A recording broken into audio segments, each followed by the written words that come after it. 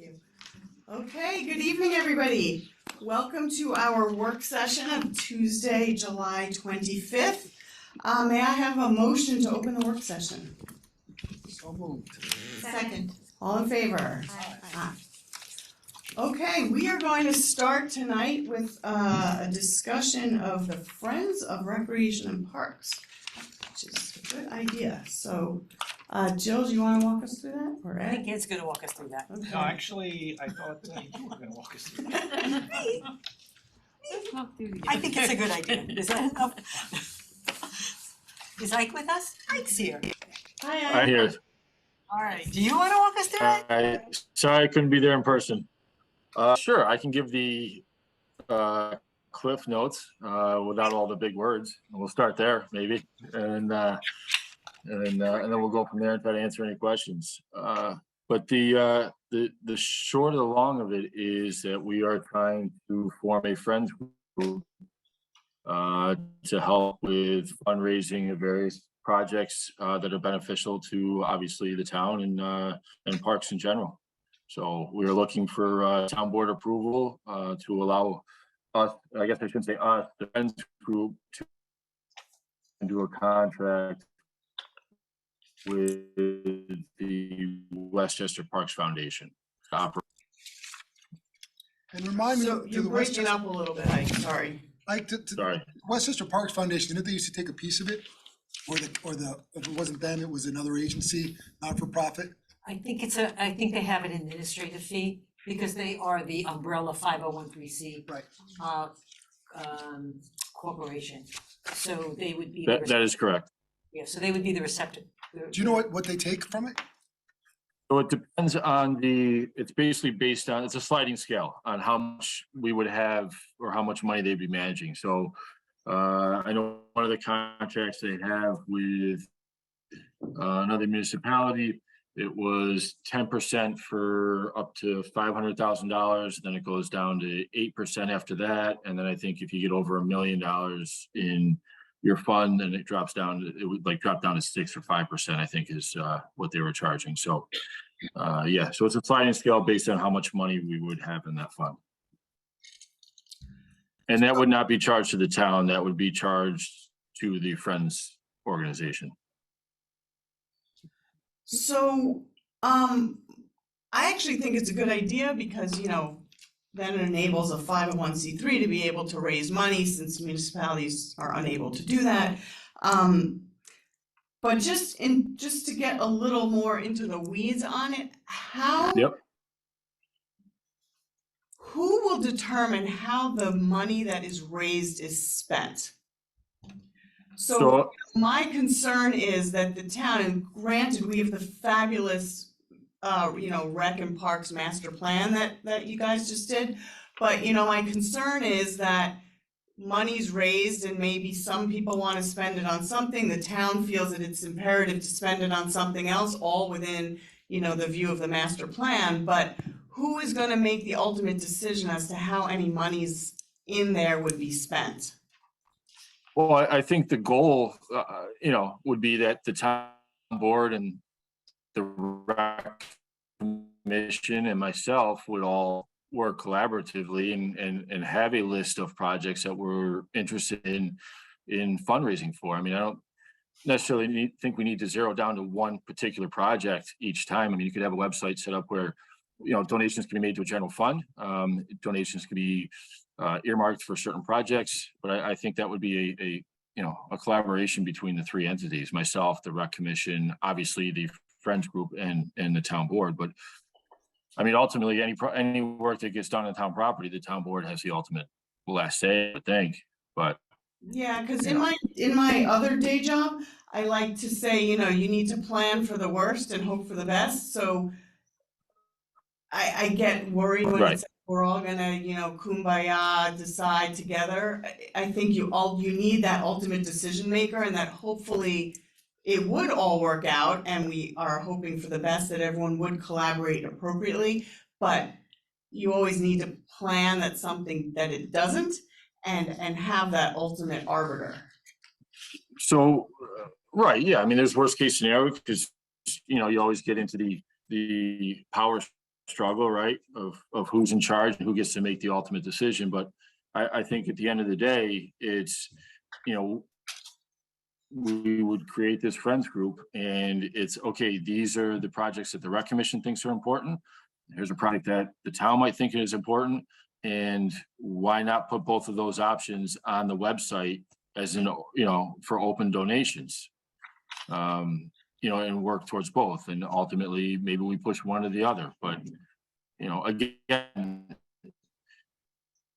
my understanding breaking up is a we would little make a recommendation. Okay, can you hear me now okay, or no? We can hear you, you're just breaking like every other word. Okay, yeah, sorry I can't be there in person. But yeah, ultimately, we would make a recommendation to the town board, and the town board, if you would have to give the green light on any project that happens on town property. So, So I'm just trying to understand kind of at a more basic level how this works, and you know, I'm kind of thinking of like with the school district that, because I understood how like the CSF would have, they'd be a fundraising arm and then they would accept grant requests, and then the money would be given to the district to implement what was approved by that fundraising entity. But it's done in partnership. Is that a similar model that this would work under? Yeah, Holly, it's interesting. I was thinking of exactly that, and I was going to say, I would assume that we would work really well together because ultimately the town board does have to approve. So I think that that's the ultimate arbiter, not that I don't think that we would, use a hammer on anything, but I think that everyone would work well together. And that's what I would assume. I've seen it work very well with CSF, and I would use that as a great model.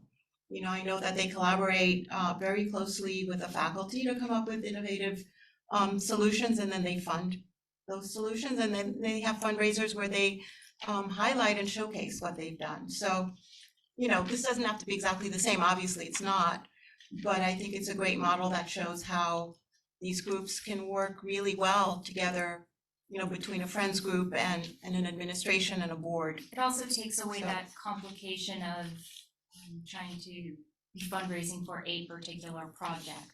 Because I think they've got a good model that works to raise a significant amount of money for the purpose without knowing what the specific projects are. I feel like the master plan does a good job of outlining the overall picture.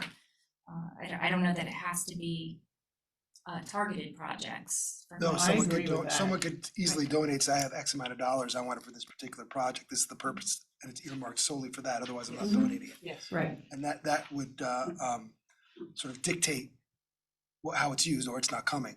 Is that Assuming that the town had, assuming it could pay for the whole thing. I would think that would be, oh, sorry. Yeah, I was assuming that it paid for the whole thing, or if there was monies left over and the dollars weren't there, that would change. The town had to find some of Sure, those so dollars, but- people would donate either for, general purposes, general recreation purposes, or it could be earmarked for a specific reason. So that's what I guess maybe the question I'm trying to get to is, would any individual donor be able to say, my pet project is X and that's the only reason I'm giving the money for, or would we have to establish certain categories or elements that would be options? Yeah, I would be So very cautious about allowing earmarking of donations, because I think then you get into that Just problem. Well, we allow that Two now. parts. That- We know that now, we don't have to accept it. Right, Can I jump in? Right, well, Yes, anyone can make a gift. yes, Right, so that's already let's just- established. You're right. So I would lean towards not lean towards, the goal would be is we would have specific projects that we are fundraising for and a general fund. So you could donate to the general fund, and in there could be a drop-down menu. I want to donate to, I don't know, whatever, a turf field, right? But no, I would steer clear of people or residents dictating what we do. So coming in and say, hey, I want to give $10,000 towards a dog park. We appreciate that, but that's not something, our response would be, we appreciate that, but that's not a project we're focused on right now. Would you be interested in donating to X, Y, and Z? I think that would be our response, but I don't think we should get into allowing We the can't solicit dictation of as, the projects that we we, can't solicit as a that we town work anyway. on. We Right. can't solicit as a No, town. but the Friends group can, but The Friends Group. the problem with doing that though is just giving your example, if you say you can donate either the general fund or a turf field, if we didn't have enough money for the turf field, could we then use those monies donated specifically for a turf field for another project? I would not go down that road. But I I think thought- because people are donating towards a specific project, you leave that project open until you do have the monies for that project. I mean, you know, or it's got to be a conversation with the donor, right? Like, hey, listen, we've had this open for 2 years now. We haven't been able to raise enough money. So are you okay with us putting this towards another project? But, you know, yeah, no, Well, it's a we legal, just it's wouldn't do an that. easily legal What- question. Yeah, what do we Yeah. recommend? So in the town code speaks to the powers and duties of the rec commission. It's in chapter 27. One of the things that the rec commission can do is accept gifts. The town code makes a distinction though. It says the rec commission can accept personal property. If it's real property, it's got that acceptance has to be subject to town board approval. But that caveat's isn't in the code with respect to money, personal property. So one thing the board may want to consider in terms of just setting expectations and process is take a look at that provision and clarify it. If the board wants to be the final arbiter of how monetary donations are spent, then you may want to revise that part of the town code to make that clear. What, for the purpose of tonight's discussion and for me to kind of understand what a next step would be if we said we all loved it, is there a resolution that has to be passed? Like, what's our responsibility in forming this? There is a resolution. Westchester Parks Foundation wants to make sure that the governing body is on board and adopting a resolution as the way to go on record as saying that.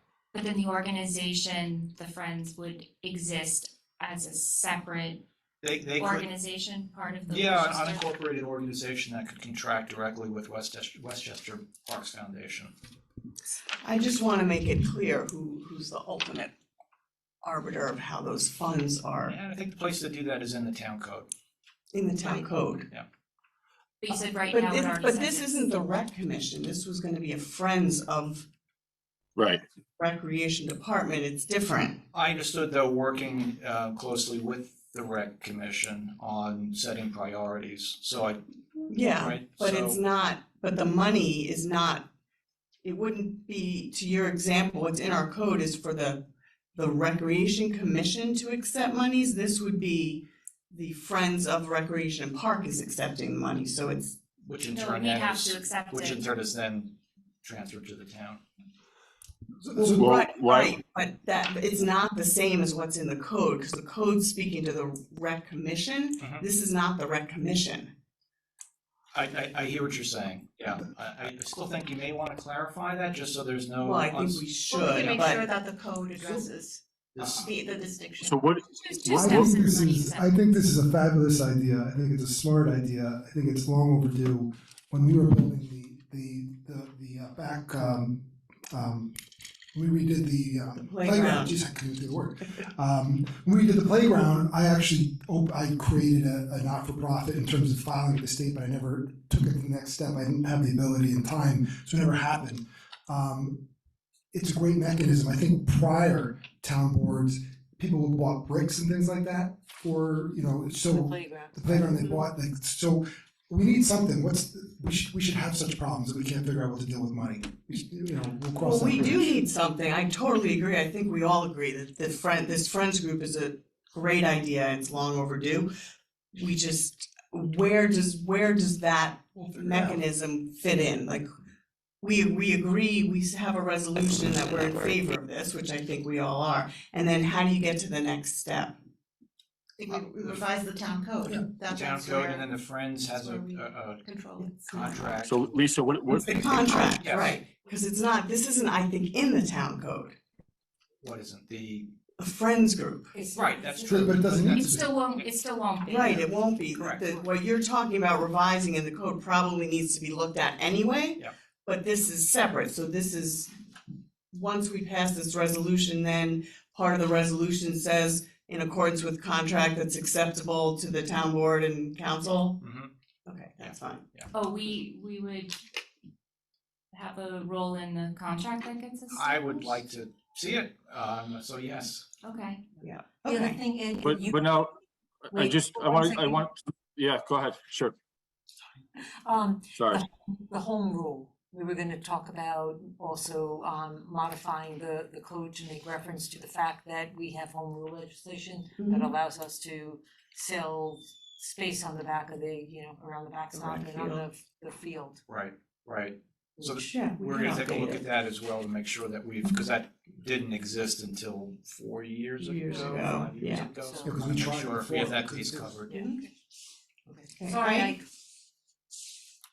So my concern here is the funds. So what's being changed in the town code, that only the town board can authorize the release of funds? Because I don't think that's the direction we want to go in. No, I think we need to discuss it when we're looking at the contract. Separate, is that a separate issue though? One's a statutory issue, one's a contractual issue. Well, I mean, What this is it? organization is gonna have to get the money to a town organization, whether it's accepted by Rec and Parks, which is how it's written now, Possibly, yeah. or by the town board, I think is a question, about whether or not we wanna change it. I think what Ike is saying is he would want it to stay as it is, and the funds would go for approval through Rec and Parks. Right. So the idea would be, because I'm thinking on smaller, what we'll call more trivial projects or funding. So like, I don't know, well, here's an example. I used to run a wiffle ball tournament, right, in Westchester. And we were able to give away prizes, certain prizes, through funding that we raised, so like through the Friends Group. So the Friends Group would go and give a prize or this, and I didn't have to worry about going to the town board to say, hey, I need $1,000 because we want to do this for this program that we're running. That's not, I don't want to have to go through that. You know, obviously with big projects like Right. Well, fields maybe there and would be a whatever else. threshold, maybe there would be a threshold that expenditures in excess of But X why? dollar amount Why needs to be shouldn't it- approved by the board. Why shouldn't it be a project and not the, I didn't hear I'm you. sorry, we didn't hear you. why should it should only be projects that are on town property? It should only be projects that are on town, property, not have to do anything with expenditures of funds, but the project itself. So if the project is going to be some sort of modification or improvement to town property, then yes, the town board should have the ultimate say on whether or not it's funded, right? I don't want to get, Ed, do we have to answer this question now? And we can work out the details. This Yeah, is we need to something that- work Okay. out the details. I think we need to discuss this, because that was my concern a little bit, that if the town board deems that something really needs to be done, but the rec department, and look, I think ultimately we're all gonna work well together, because I think we all want the best for the community. So putting that there, but if the town board sees that something really needs to be done, but you would rather spend funds on something else, somebody needs to be able to make that decision. Yeah, I think ultimately that you can't have a situation where the town board has no control over something significant going on Well- town property. So I think You- we're all getting to the same thing. yes, like, the property, we're not the talking about funding. Major projects, so. Okay, we can talk about this further. I think that this is I think this is a great idea, and we've seen models that can be really successful like this. Yes, agreed. I think it would be easier to react to, maybe something closer to a proposal than, Mhm. Yeah, I agree. So I think conceptually, the town board is completely in favor of this, of establishing this. We just need to work out, how it's gonna function. Okay, so In terms to of help, letting Westchester County know, I think we'll adopt a resolution, but we are certainly in favor of this formation. We'll just need to figure out in the contract, in the contractual portion of it, these intricacies. Okay, so on that note, can we set some sort of, it doesn't have to be obviously this minute, but I just don't want this to fall back again on the back burner, so whoever needs to be involved in the meeting or the collaboration, can we work on setting a date for that in the next week or two? Yeah, our next Potentially. meeting is August 8th, I believe, right? Yes. So I think we can get some type of resolution done by the 8th. Okay, I think it's a great idea. I'd like to see it move forward. Agreed. Yeah, same here, I agree. So Thank the you. board is okay with giving approval for this, Stage. yeah, I guess the The stage to stage, move yes. forward?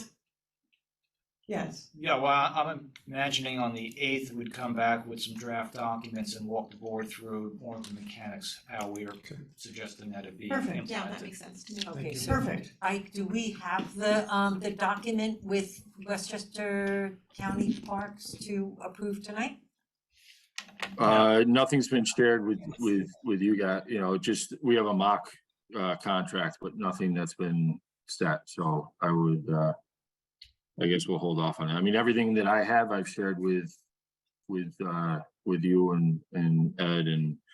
So um, could we do it if subject it's to approval helpful, of? if it's helpful, we can adopt a general resolution tonight that says the board is in favor of the formation of Friends of Recreation and Parks Department in Newcastle, group subject to, a contract that's agreed to by council and the town board and the rec department. You certainly can, although I think we If that's have, helpful for Westchester, if we need that. well, I don't think we need that tonight. I think we Okay. have the marching orders. I'd like to come back with a set of documents for you to look at, Okay. so you have a clear understanding as to how this is gonna work. Yeah, I prefer Yeah, that. thank you, Okay, Ed. perfect. Thank you, Ed. All right. Okay, thank you. Thanks, Ike. All right, thank you. Thanks, Yep, thank you. Christine. Thank you, guys. All right. Shall we move on to 50 North Greeley? Where's that? So where's that? That was kind Uh-huh, of. okay. That's It'll work. It'll work. All right, so just to kind of set the stage, I know we had a working group meeting, I don't know, times a few weeks ago. We had a public hearing as well. Then I think the developer, and I'll let you speak really, but came back with some changes and then an option that you wanted to present to us, so. Shows mine. So the floor is yours. Floor is mine. So the last time we had a public hearing and work session, we were asked to take a look at the retail section, how to make it better. So this was, Wisconsin. If we can go back to that for a moment. Can we put that back up on the screen? It disappeared.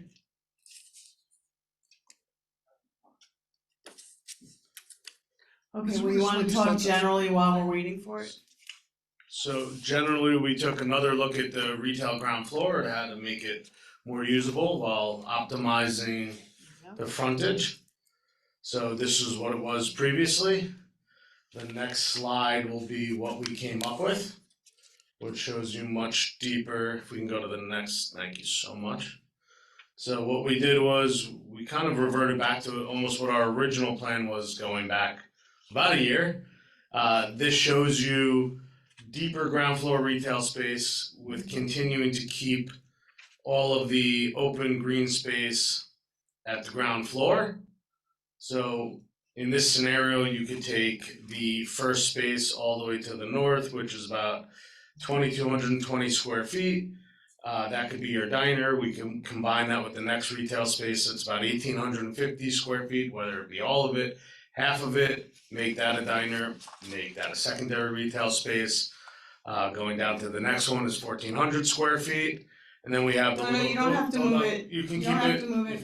Thank you. So can I just ask, you basically added 300, an extra 300 square feet to the total? I Yeah. can tell you, hold on.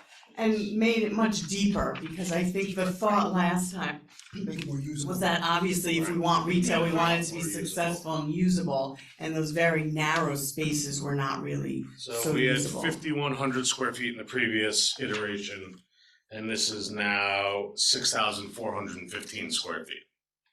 So, Oh, much more than that. Okay. yeah, we went up over 1,000. Now, the small piece at the end, which we labeled arcade, it could be an actual arcade, it could be some space that we could make community. We left it there to figure out how to use it best. It could not be retail, but in this scenario, we dubbed it an arcade for the kids in town and to make it something fun, because it's really found retail space in our minds.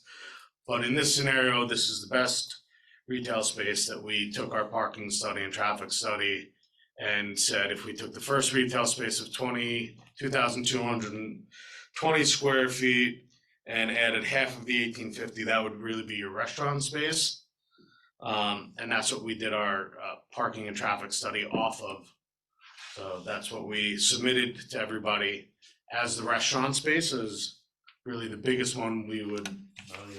No, I just, My- Jeff, I want you to confirm that this is usable, this is what it constitutes, a usable retail space. This is usable retail space. So that was my question. I mean, you're adding square footage, but you're also, seems to be adding this arcade space. So my question is, in your experience, what type of retail or business goes into a space of that shape and size? So one of the things we did is all the spaces can be connected, they can be broken up. The arcade can actually be an arcade. We're calling it an arcade because we sat there and said, I get that, Kids but would love that. what realistically could it could be an arcade. We've been pushed and pulled every which way of how to make usable retail space and how to take the frontage of this and make it functioning all the way through. So if we don't take that space and we put it to something that wasn't retail, I'd be up here explaining why isn't this retail space. That's not where the the question. bike No, storage so- was That's before. not the So question. we came up with the idea that this could be an actual arcade for kids and something that could be connected to the space next to it. That could be an ice cream place, but I know there's Franny's in town. But it could be a restaurant next door connected and actually be an arcade. That's why we wrote arcade on it. So that when asked the question, we could point and say, look, this could be a kid's arcade or an after-school activity center. We wrote arcade because we were just actually thinking video games at the time we were drawing it up. That it could be something that this is found space. It wasn't originally programmed. So if it was something that we weren't looking for the last dollar on, it could be something that was good for the community. So in other words, the income from that space is not what's really driving the retail, Correct. but it's something that would activate the street and we could find a use for it that would be Correct. helpful for the We have community. been, as we've been saying, we've been open to that piece of retail frontage, being creative for it and making it worthwhile. We could also turn that into some other visually active space with the park area in front of it. We want to make it an active space for the community and arcades. To all of us that were working on designing it, sounded like a lot of fun. That's why we put it up there. We don't want it to be dead space, so we will think of every creative way to program it. It is not a financially driven retail space. You know, I didn't include that when I said you had added about 300 square feet to the So we project. added because over I wasn't- 1,300 square feet I from the wasn't previous. I wasn't counting that arcade space So as that, so retail. if you scroll down slightly and it has total square footages of all of the retail space. No, I know, but green that's spaces. because you're counting the arcade as retail.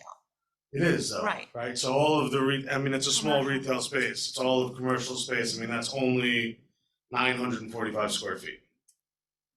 So if. Right, but without that, you've essentially added, I'm going back to the same number, you've essentially added about 300 square feet. Or 500 square feet. If you, If we can go back. Can we one go slide. up one again? anyway, it's not a big point, but if we don't count the arcade space, my point is that we haven't Well, the really arcade added space was there that in the much. previous iteration, Yeah, counted in the Why is retail that space. there? They just made it deeper. The arcade space was there, counted in the retail square footage. Bob, I'm gonna bug you. It was there, get it up used to there be later. utility Is that space in and your then it was experience, changed a something couple that you can speak iterations to ago. in terms of that type of a space and usability? Well, first, yes, I can, but first, the space that he's enlarged, they've made it significantly deeper, get a big utility space in that. Bob, if you could I'm speak in the sorry to call you up, microphone Bob, so put you on the people spot. at home can hear you. Join us. My name and address. Social Security. So the larger portion of the retail space in the prior design, there was a deep utility space. Now there's a narrow utility space. I'm not sure what's going in there, but let's assume that it still fits and can service the building.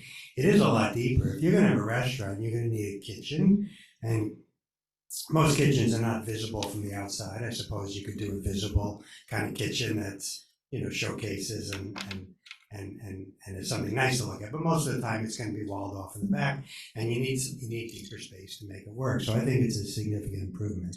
In terms of the space that he's calling an arcade, it's really a narrow, not great functional space that seems like it's being offered as a gift to the town because it's not really usable. It's not going to generate income for the developer. There is a desire by the community, and he's heard from us, I think, that we want to see some transparency and activation of the front of the building. So, I called Ed earlier today because I wanted to see if there was any materials to look at before tonight, and I got some. And we talked, I don't know if the town got it for $1 a year for a 99-year lease. It was kind of gifted to the community. Could the community find a use to program it? Could it become an art gallery for high school and middle school kids to put up? Could the town find some way to program it so that it would be attractive? If not active, it would be something attractive to look at. And that becomes a question. It can become a job for somebody to really keep that functional and interesting on a rotating basis, because you don't want to put something in it stays the same forever and nobody goes to look at it. So Especially because it's all the way at the end, so someone has to have a reason to walk all the way back there. right. It's not something that you pass along the way. I mean, personally, I think our teenagers have nothing to do. If it was an arcade space, that would be very attractive to, I think, a lot of kids in town. But we don't need to worry right now as to what that retail space is gonna be. I think what Jeff is saying and what Bob is saying is that this reiteration of the commercial space is significantly more functional than what was in the last iteration. So, I think that's very helpful. The point was, the front of the space is what we started with from the initial onset of this project.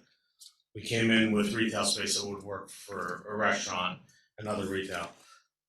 We changed that because of this whole parking conversation back then. We're back to what we originally believed is the right retail box at the corner of the property.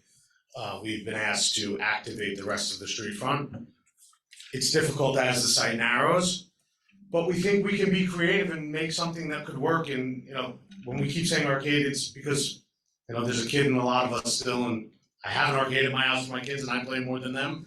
So if it's something that ends up being an arcade, that could be great. As we keep saying, that's not the financial driver of the project. So if that small piece is narrow and we can figure out how to make it work, it's not the dollar driving that piece of it, but we will figure out how to activate it and make it work. There's a lot of retail uses that are experimental, that are not retail based in the traditional sense. That maybe something there will work and be interesting and be good for the town, and will drive traffic that way because it's something that people want to see. Yeah, There's more Barbie spaces in New York. I didn't mean to imply that it was a negative, that it wasn't a real retail space. I think we can be really creative with that space. I just That's our wanted to goal. be really accurate about how much real retail space we have. This is a lot more than a lot of our iterations. It's closer to what we designed originally. It's good retail that All can be right, complementary. so I wanna save some of this for the public hearing.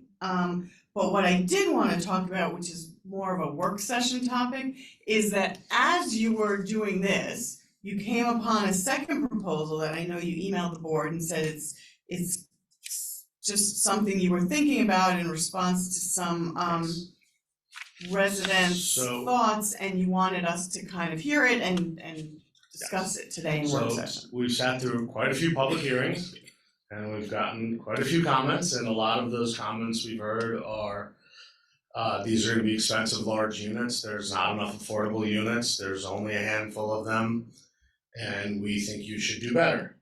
So while going through these iterations and while playing, as we say, Tetris and moving things around, we said, what else can we do? Can we change the size of the units? Can we push and pull? What would that do to the building? Can we meet some of these requests further? Because we wanna be good neighbors and we wanna work with everybody. So if you could go to the next page, please.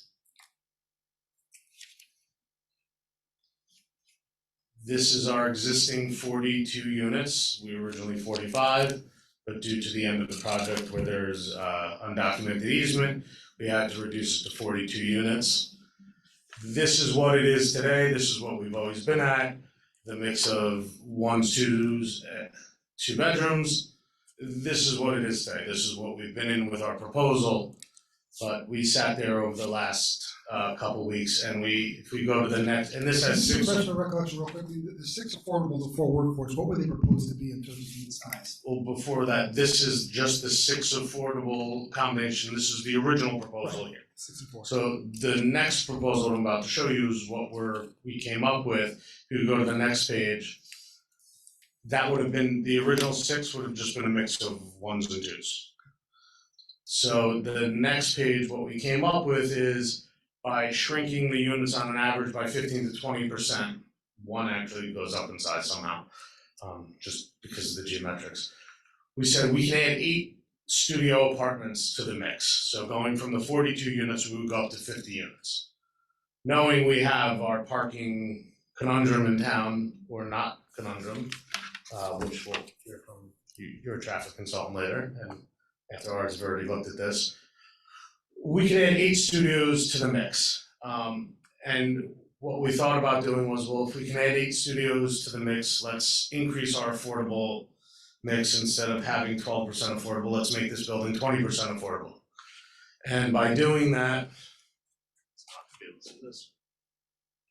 we said we will do 6 affordable units, 4 workforce units. Out of that, 5 would be studios, 3 would be 1 bedrooms, and 2 would be 2 bedrooms. And that would be 20. Can you say that again? 5 studios? 3 1 bedrooms and 2 2 bedrooms. Bedroom, 2 2 bedrooms. So you'd have 50 total units instead of 42 total units. Building would be 20% affordable, and on average, the units would be 15 to 20% smaller. In turn, those units would be 15 to 20% more affordable. And how many workforce again, I'm sorry? So it would be 6 affordable and 4 workforce. Wait, no, I'm talking about the new iteration. That's the new iteration, 6 affordable and 4 workforce. Same. So 10 total affordable out of the 50, so 20%. Could I ask you a question? Sure. So you had mentioned that by making the rest smaller, in addition to having more affordable and workforce, you would make them more affordable. The smaller they are, the more affordable they would be. What kind of a difference do you think that They'd be makes? 15 to 20% more affordable just because they're smaller. So Right, it's so typically in straight resident, line. typically it's a price per square foot that we charge, so if they're that much smaller, it's just nominal dollars. If it's $50 a foot for an apartment or $40 a foot, if they're 15% smaller, they're just 15% cheaper on an annual basis. So what would you say, 40 a square foot, is that? Couldn't tell you today. By the time this is built, I don't know what the rents are gonna be. What's it today? Today, I couldn't tell you if we could finance this today. In all honesty, I'm sitting here, we've been doing this for so long, the last time I ran numbers on this was 9 months ago. I couldn't tell you if we could finance this today. And I say that, Well, given that it is a seller's market right now, I feel like you probably can. It's there's no I housing. could honestly tell you this, I could not finance this building today if I went to a bank. Financing today is not a fun market to be in. We have a lot of projects around the country, it's not easy. So I think what he's saying is 15 to 20% cheaper. The answer? Yeah, I mean, It's when the we look at answer. it's just, price per square foot across the board. Makes them more affordable, makes them smaller, more efficient.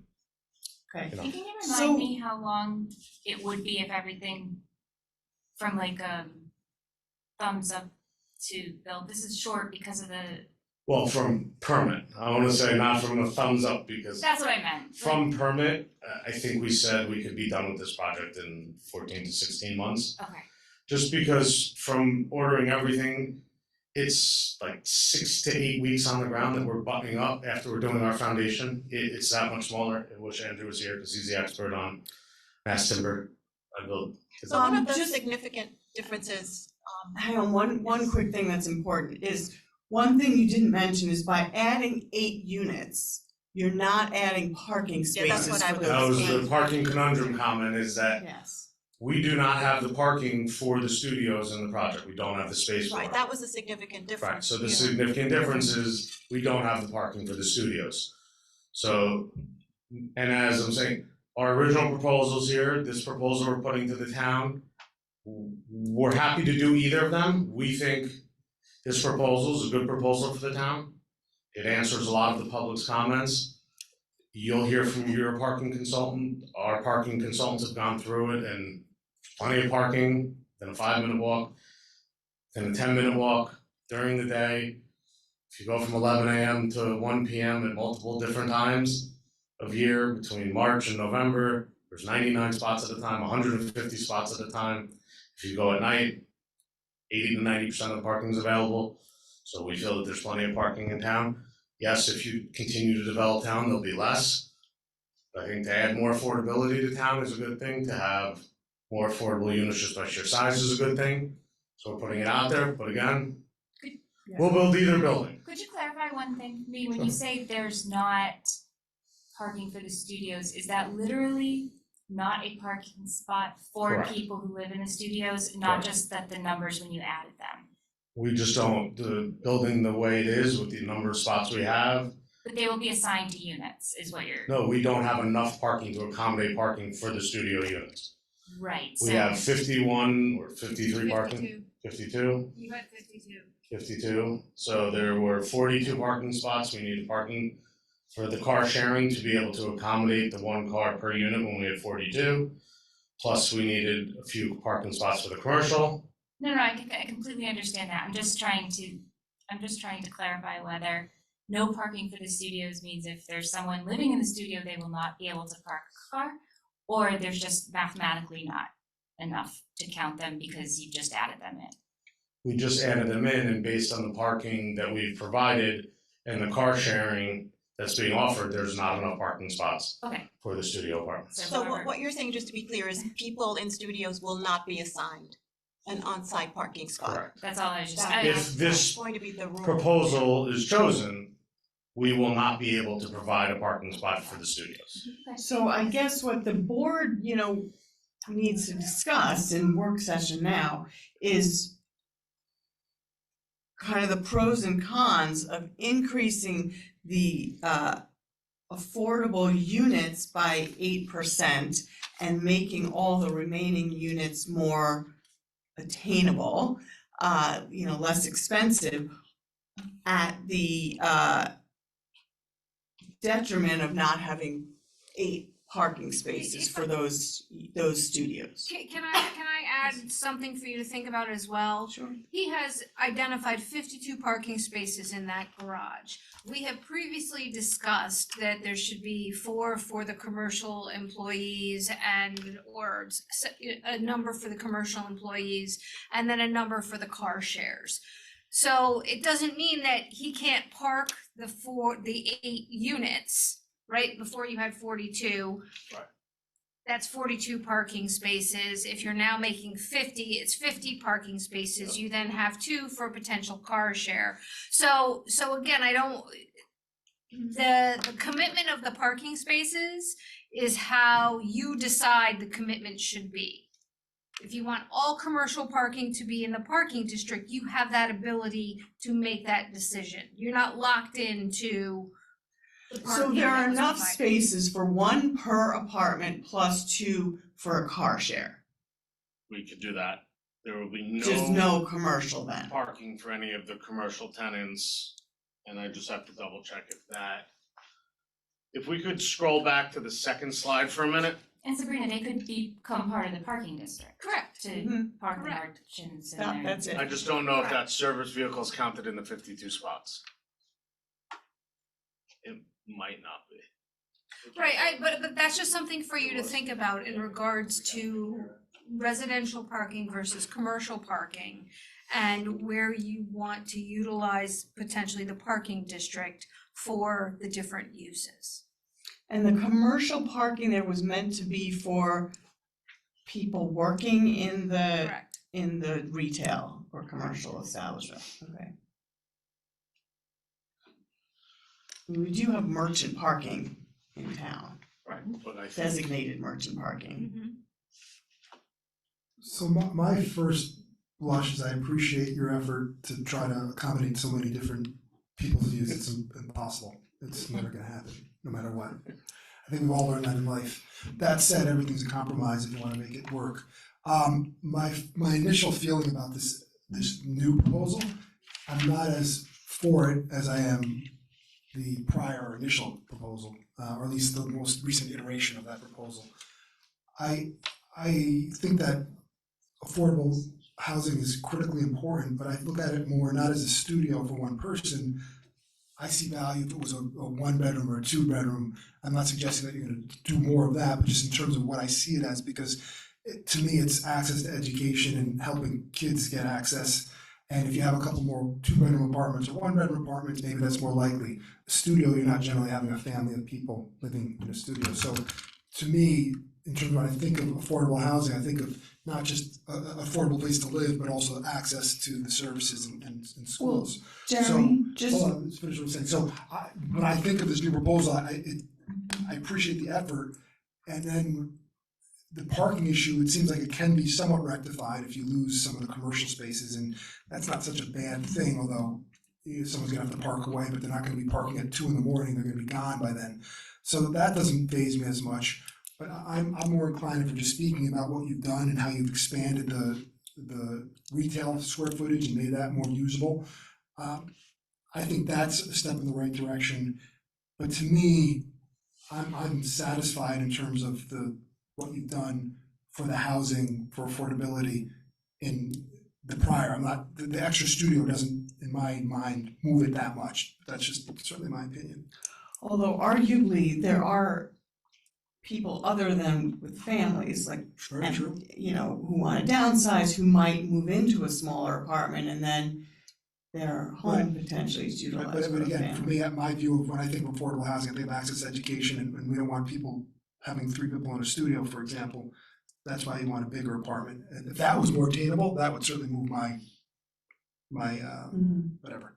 Yeah, I'd like to think it does piggyback off both. of that, in the sense of having families move down there, I think would, and I agree with you, Jeremy, I think it's great to attract families to make good use of our great educational system, but I think also that it adds more vitality to the downtown.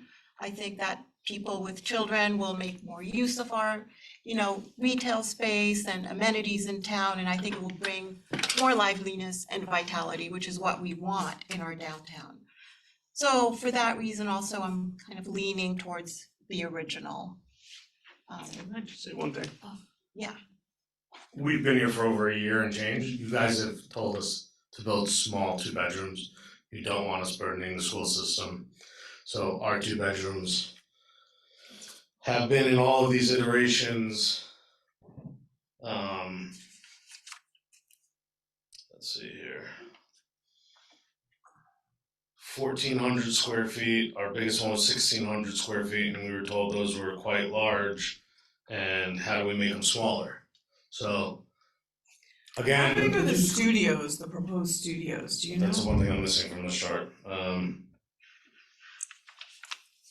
I've got to pull it up from our prior email. So, I appreciate your issue.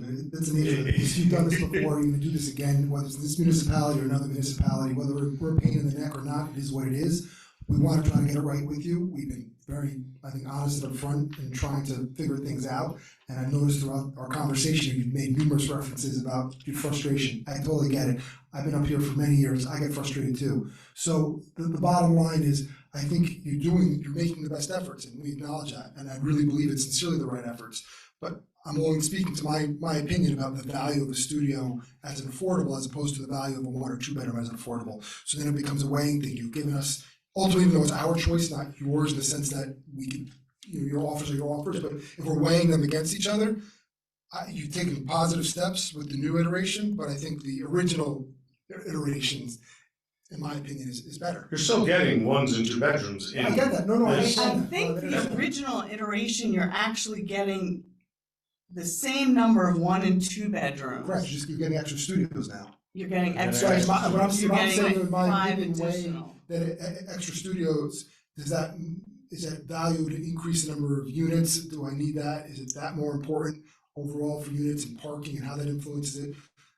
But it goes back to my theme of what affordability is in terms of families and children, so. I think there's also though an element of workforce affordability who aren't necessarily families, and giving options to Teachers and firefighters. yeah, teachers, firefighters, you know, the landscape, I mean, there's a lot of potential people that I could see living in a studio, and I don't think a 1-bedroom is really all that different from a studio. I think the 2 bedrooms is where you'll see the families. I actually really like this new proposal. I wanna hear more about traffic and parking. But I'm also inclined to think that if you're adding more studios, you're also probably drawing maybe some younger folks as well who, I mean, all the data show that they're less inclined to want to own a car. So I don't know how important the parking spaces are anyways. So I really like it, and I'm glad we presented it. I may not be in the majority, but I like the more units and the more affordability. And I'm less scared by the parking question overall. And I love the retail as well, so thank you. To answer the question, the studios are 650 square feet on average, which is the same size as we build 1 bedrooms for in New York City. Yeah, that's a decent size Yeah. studio, actually. So my thought is, you know, look, we do have a housing crisis in New York. We do have an affordability issue in New York. I like the idea of additional workforce housing. I hear from people who do want to move out of their homes, can't afford a smaller house here, but would want to move into an apartment here. It's someplace I could see like my mother having wanted to move into.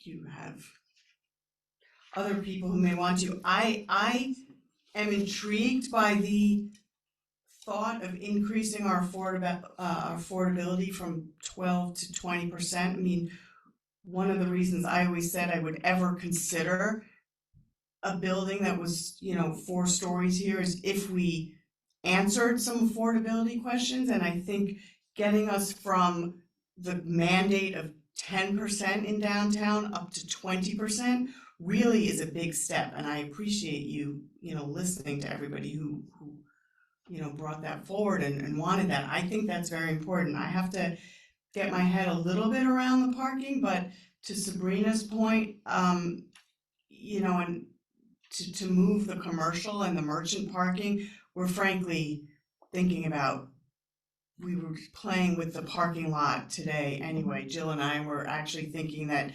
merchant parking potentially should be moved. I'm gonna be talking to the Chamber of Commerce about that this week.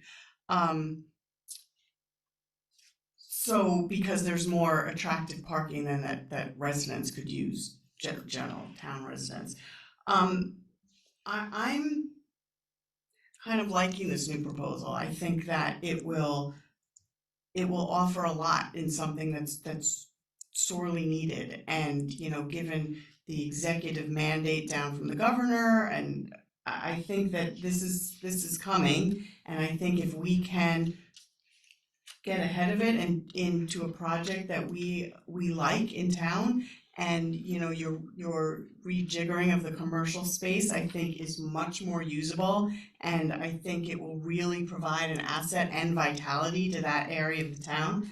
I'm kind of liking this proposed idea as well. Thank you. You know, the one thing I would try to add back would be the car share. I would think it would be a We're good not getting rid of the idea car share. to keep, Sabrina talked about having 2 car share spaces. There Right, were right now 2 he's car share. proposing 4 car share spaces, and we're not certain, you know, Right. there's no basis Yeah. for 4 versus 2.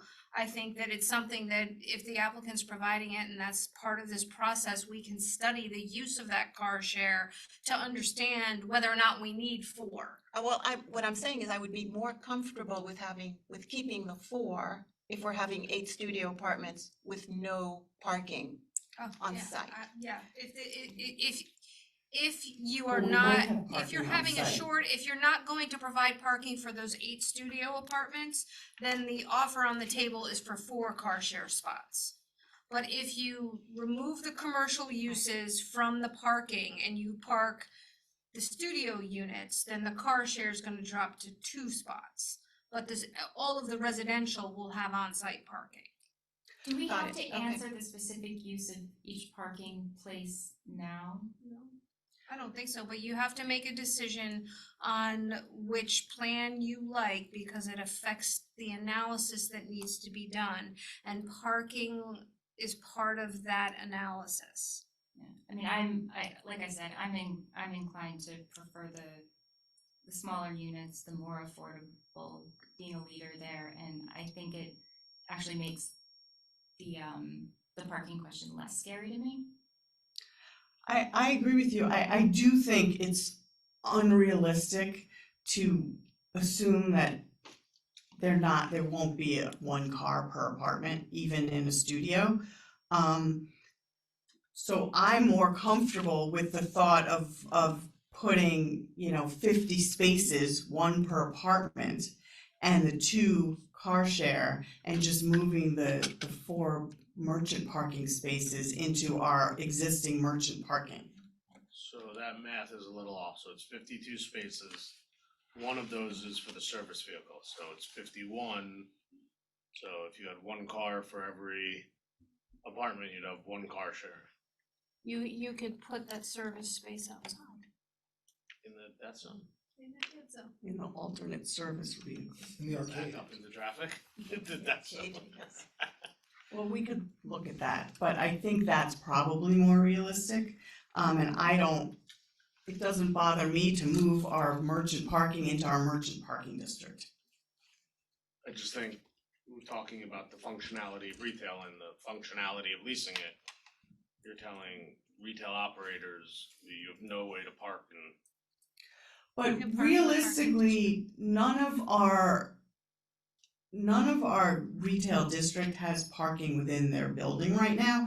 I mean, we have merchant parking because none of our retail establishments have on-site parking, or most of them don't. So, we have a designated merchant parking for those employees of our retail establishments. So that's why I don't see much of a difference taking them out from the building and utilizing those So- parking spaces for residents. let's just ask the question. We have designated spots for studios and we have 8 of them. The 6 studios don't want parking spaces. So now I have 6 vacant spots that I have to keep designated for a studio apartment that doesn't want them. Well, can't that be changed? I'm asking the question because the way the legislation is written, it needs to be 1 designated spot per apartment. So in theory, that spot is designated for that apartment and then it's just sitting there. Ed, I'm assuming that you can come in and make that application, but at the same time, if you turn around and rent it again and someone does use it Right, there has to be next month, some like operational, has to be fluid, not to come in every time a lease turns. Right, I mean, the problem is that this type of legislation is so detailed. Something you So could that's There's the parking expert. problem here. I've run into this issue before, actually, it was in Beacon. Do you mind coming to the, Stark, introduce yourself. Yeah. It's all yours. Stark Kip, Craig Manning, consultant for the town. Just like an idea, we've kind of floated before, this is actually in Beacon, is that you number the spaces and then the spaces get assigned to the residences. You say that at a minimum, like 50 of them have to be for residential, but you apply for the space when you apply for your lease. If you decide you don't want your parking space, then say that space becomes available for retail. So you're assigned, say only 42 of the units want a parking space. Spots 1 through 42 are assigned to the residential, and then the remaining 8 spaces can be used by retail or say a guest of residential or resident, or for the restaurant. That's what they would be for. That would change over that would allow like for a fluctuation in the parking to the retail. That's kind of a risk, I guess, for the retail component, because all 50 spaces could be used for residents, but it kind of gives the power to the residents if they want a space or not. I think as far as attractiveness of a residential space, of a residential unit, you want to give them the option to have a parking space. I think that's something that they'll want to have the option for. But that's one solution you could have to kind of find a balance for shared parking on the site with the retail and residential.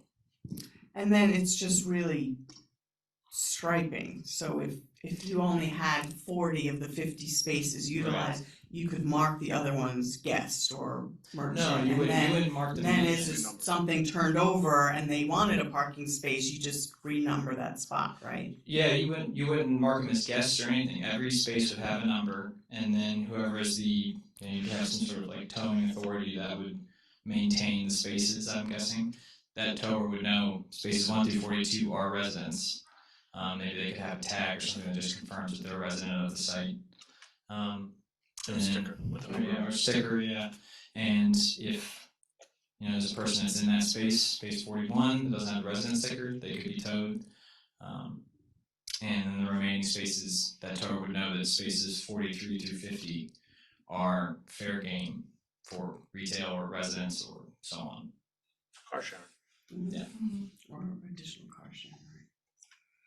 Well, with the car sharing, I think that it's important to note that the car sharing would fluctuate between, I guess, 2 or could fluctuate between 4 and 2 because, say, all 50 residential units want a parking space, then all 50 spaces will be taken. They're also less likely to want a car share if they all have a car.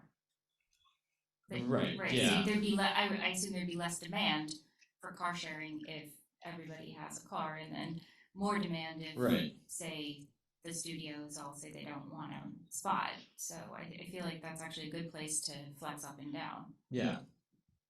So that's just my 2 cents. Yeah, thank you. And I don't know that an additional 8 studios would have a significant secret impact on anything in terms of, our schools, even if they each had a student. I don't know that that would have a significant, 8 units is gonna have much of a significant impact. I imagine not, but we're still gonna wanna plug it in and just check the numbers. You said up to 8 units, and what, Lisa, I hear what you said. Would have a significant secret impact on school or traffic. Yeah, we need to, We'll plug it in, we need but- to do the analysis to come up with that determination. It does not appear that it will off the top, but we need to verify. So, I'd like to hear more. I'd like to hear from the community when we open the public hearing. of course. So I'm really on the fence. I really like Jeremy's thinking about attracting more families, but then again, I'm not sure how many families 1-bedrooms would attract, as opposed to studios. So I'm just, I'm really on the fence about it. Jeff, I'm not sure does this make a difference to you? Because No, you've made but it our option, so. No, but my question is, you're making it like it's or you're getting the units in the original plan. This is in addition to that. So it's Right. as if you're saying, I want more units for families, but you're getting the units in the 42 scenario. You're getting more units. These are more new, okay, I Right, it's understand. the same Right. number of 1 bedrooms. They're a and little 2 bit bedrooms, in other smaller words. in this scenario, Right. the units, but they're Well, not. in the So studios. they're more affordable, right? I mean, that's the part that I like. Right, so your general units across the building are a little bit smaller to accommodate and adding more studios. That means everybody's units are more affordable, and in turn, you're getting 8% more, so you're up to 20% affordable units.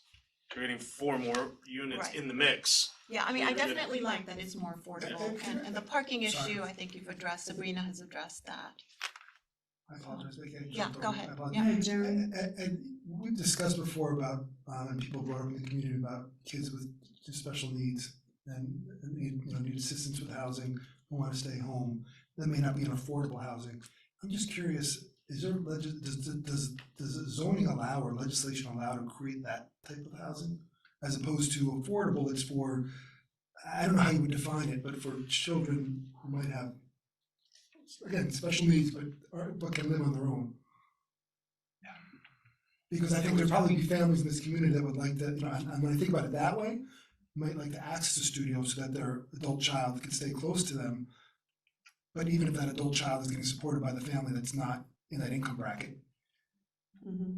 Yeah, I am actually not familiar with all of the program details of AFFH, because that's the only place where we could find something like that. We're only talking about two categories here, AFFH and workforce. And the workforce is a purely creature of the town code.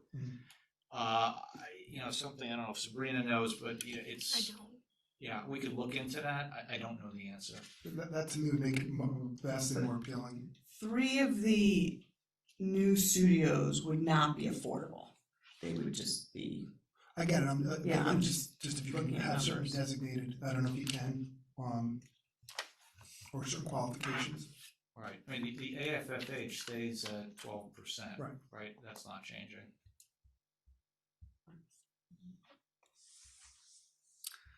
So, all right, I mean, I think Traffic consultant? well, that's gonna be in the public hearing.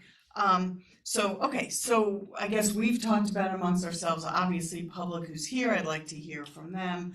And then hopefully by the end of this, we can give you a little bit more direction. And if we do a secra analysis based on the additional units, but then choose to only have 42 units, then we're covered either way, correct? Well, you already have an analysis based on the 42 units, Right. and the traffic consultant is here to talk to you tonight about that. We would need to go back and run the numbers on the 50 units, and he would verify, if the same opinions hold. So you would have both analyses if you decided one way or the other at this point. And how difficult would that be?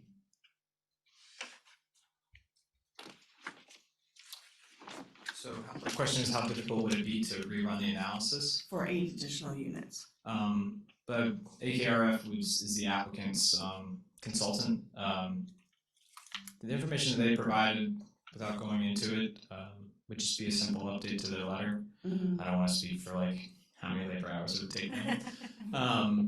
But I think it would be relatively simple. It would then set a higher bar, and if you do go back, then you would say, depending on the findings of that analysis, we could couch it and say you've reduced the units, you've reduced the impact. Right. But Okay. I assume it'd be something pretty simple for them to do. But again, I don't want to speak for them. All right. Okay, thank you. Okay, does anyone else on the board have anything here?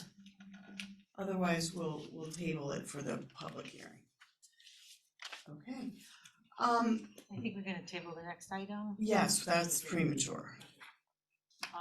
The next thing is just authorization to purchase paving services. This is our annual paving award. It's in the amount of $1,437,204. So understandably, we bring it to the board to let them know about the large expenditures. Bart has included a list of roads that he hopes to be able to pave this year. The board has already approved the award of our paving bid to Montesano Brothers. So we do an authorization, but it's just a pro forma so that we can proceed with this. And the board is aware of an outstanding large expenditure. Yes. Okay. All right, anyone have any questions? Okay. Some people pretty happy. Some people happy, some people not, so she will be next. This was just more of an FYI that we are aware of Governor Hochul's executive order on housing. We are waiting to get more information, and we will bring it back to the board, but I just wanted everyone to be aware that it is on our radar. Yeah. And we're looking for more information to go. That's what my supervisor's report is about in the newsletter tomorrow. All right, don't want to say. Already written. And if the board's okay, I'll just quickly go through the administrative items. All right, we've got our payment of claims, adoption of monthly report. The general liability insurance renewal, as I mentioned earlier, is gonna be tabled. We're waiting for a second proposal to come in. We're hoping it'll be a little bit more competitive than our first. We're asking for authorization to establish a capital project for the DPW Millwood Water Treatment Plant roof replacement, so we can start expending some funds on that. We'd like to extend the contract for the coach bus transportation. It's for 1 year, extension of the contract with the same terms, same cost. Next is authorization to award the RFP for the visioning community-wide survey. This is to Nexus Creative and Pace Land Use Law Center. It's gonna be for $18,700 with an additional $12,000 for any additional visioning and or pop-up meetings that the board may wanna have. We figured that since the board had already expressed interest in having additional meetings, we would include them in the initial authorization, just so that we wouldn't have to come back and forth. But this is not the Maris survey, right? No, It's not a there's an survey, I error. think survey is the shouldn't wrong say Oh, word. I'm sorry, I There's apologize. an error, It's it just is vision, the yeah. RFP for the visioning and outreach, community-wide outreach, Mhm. Sorry. period. It's But the survey. wasn't that part of Pace's, Not the survey, they proposal? would be coordinating with our survey consultant. They- Which we have not remember we hired. said we were gonna hold off on the survey Correct. because we're not sure if we want to do that. Right, so Correct. the survey is there in error in that title. It should say community-wide outreach. But isn't the community-wide outreach part of the proposal from No. Pace Land Use Center? They're This having is all meetings, the they're, The proposal, pop-ups. this is all the pop-ups. proposal from Pace and Nexus. so why do we need another RFP? We don't. We were Oh, this is accepting, awarding, I thought it was, yes, okay. Never mind. Okay. We've got a resolution in support of the Smart Growth Community Planning and Zoning Grant for the CFA to undertake that community-wide visioning and outreach to cover the costs. And surveying, there should be Mhm. surveying there. You're just killing me. We're gonna include the survey if in fact we use it, if we get the money for it. It's one of those things we get reimbursed if we're lucky. Next is a resolution authorizing the supervisor to sign a declaration of utility easement for 233 South Greeley Avenue. Is there someone here from Cutting Center? Yep. Hi, Max? Yes. Thanks so much for Oh. sitting through. My Since this is an easement that most of the board has not heard of before, we're hoping that the attorney from Cutting Center for the applicant can just briefly go through this just to bring the board up to speed. Yes, good evening, board members, supervisors, staff. Maximilian Mahalik with the law firm of Cutting Vader on behalf of Pamela Thomas Graham, property owner 233 South Greeley Avenue. This is all about water, and we have a well on the property that has had contamination issues in the past. I believe some of that was actually discussed with the town board in 2011 when the property was annexed into the town of Newcastle. Looking at this water quality issue and looking to provide the property with clean, safe, reliable drinking water, we would like to tap into an extended water main, and this is the Newcastle water main. There's just a little bit of a predicament where, so you have the property annexed into Newcastle. The Greeley Avenue right-of-way in front of the property is actually in the town of Mount Pleasant, and the where Greeley Avenue crosses into Newcastle is where the water main is, the Newcastle water main. So there's kind of a multi-step project here where there would be a new private water service line running from the property into Greeley Avenue, and then that would connect into an extended water main, being the Newcastle water main. So as a part of that, there are agreements with both the town of Mount Pleasant and the town of Newcastle. Last week, the town of Mount Pleasant granted a license for us to install the private water service line under Greeley Avenue, and they voted to approve also the utility easement that is before the board this evening. And what this utility easement would allow is to allow for that water main extension into the town of Mount Pleasant.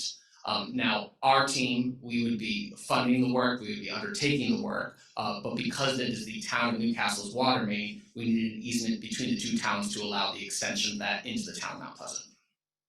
And happy to answer any questions. Now you know why I had Clear Max to explain me. it. Thank you. And if there's damage, the homeowner is responsible for that. Opening permit, that'll- Yes, that'll be through the permitting process and there'll be the insurances that are required. And our water department is fine with this, they looked it over, it's not an issue. All right, Thank you. thank you. Appreciate it. Yes, good luck. Sorry to have no questions for you and make you stay. I have 2 more meetings this week, I'm sure I'll get questions. Next is a resolution authorizing the release and termination of the sewer easement agreement for Newcastle Fire Department number 1.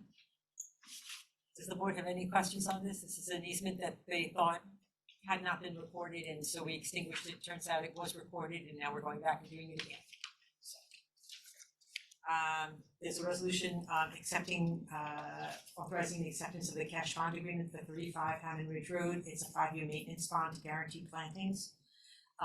Next is authorization to approve a maintenance bond for the Gedney Parkwood Timber Retaining Wall project that we just finished. It's from Landy. It's for 2 years from the date of acceptance, and it's in the amount of $209,625. Next is a resolution setting a public hearing to consider the application to extend the King Greeley Sewer District to a property on Evergreen. And that's gonna be for September 12th. We've got 4 officers who will be attending the 2023 Annual Juvenile Officers Training Conference. It's the basic school for resource officers that we spoke about earlier. Next is the Chiefs Conference from October 13th to the 18th with Chief Carroll. Next is an application for an entry permit for Metro North Railroad for the Churchill Brook Culvert. As part of our continued commitment, we have to clean the culverts that run along Patricia Brook. We had our goats handling the overgrowth in one part of it, and as we continue down Patricia Brook along the railroad, there's some sediment that has settled in the culverts. We have to clean it out. This is so that Patricia Brook does not flood Metro North's railroad tracks. And for that honor, they're charging us $15,000 in something called a force account to cover the cost of their flaggers while we perform the work under their tracks. And so they assure me that this is a amount that we will get change back, like from your dollar, but it's $15,000, and I just need the board to be aware we need to authorize our expenditures so that we can fix Metro North. Yeah. If it sounds like this is an expense that we should not be incurring, you're absolutely right. Yes, it does. Metro North is what Metro North is. The next after that is authorization to close a capital project. This is for Amsterdam Soccer Field #1 renovation. We had received a SAM grant from that, and we're able to close the project with a bit of a balance being returned to general fund. And that concludes our work session. Any questions or anything? Okay. All right, so then can I have a motion to close the work session and open the town board meeting, please? So moved. Second. All in favor? Aye. All right, we're gonna skip a lot of this just in terms of announcements, though. The annual Chappaqua sidewalk sale is starting this Thursday through the weekend, and all the merchants or participating merchants are having sales. There'll be entertainment and music, so I hope everyone supports our local merchants. Jill, did you have anything for your administrator's report? 2 quick things. First, tomorrow is Records Retention Day, so Town Hall is actually closed to the public. Staff will be here. We have mandatory records retention, and we need to dispose of records pursuant to state retention guidelines. And I'm just going to mention something real quickly that I know that Lisa is going to have in her supervisor's report, and that is road safety in Sanipro. It has come to our attention that in 3 separate instances, Sanipro employees who have been clearing garbage and refuse have been hit by cars illegally passing. We have to be more patient and more careful when we're out there. If there's a garbage truck in front of you, and they're stopped, there is an employee of Sanipro that is working to clear your refuse and your garbage. Please be extra careful and wait for them to wave you around as opposed to just being impatient and hitting the gas. There's going to be somebody walking around that truck. So thanks very much. Thank you, and yes, that is in my supervisor's report as well. Luckily, not luckily. I think 2 of the incidents were actually not Newcastle residents, but that doesn't mean that we should not all slow down. You can get there 2 minutes later. I'm gonna skip everything from the supervisor's report, and we'd like to get a quick update on the progress of our culvert replacements, speaking about driving slowly on detours. Very good segue. Good evening, everyone. Okay, I think we are on track for the construction. I think today is the 21st day of 120 closure, and we are about maybe 55% complete. 55? 55, Okay. yes.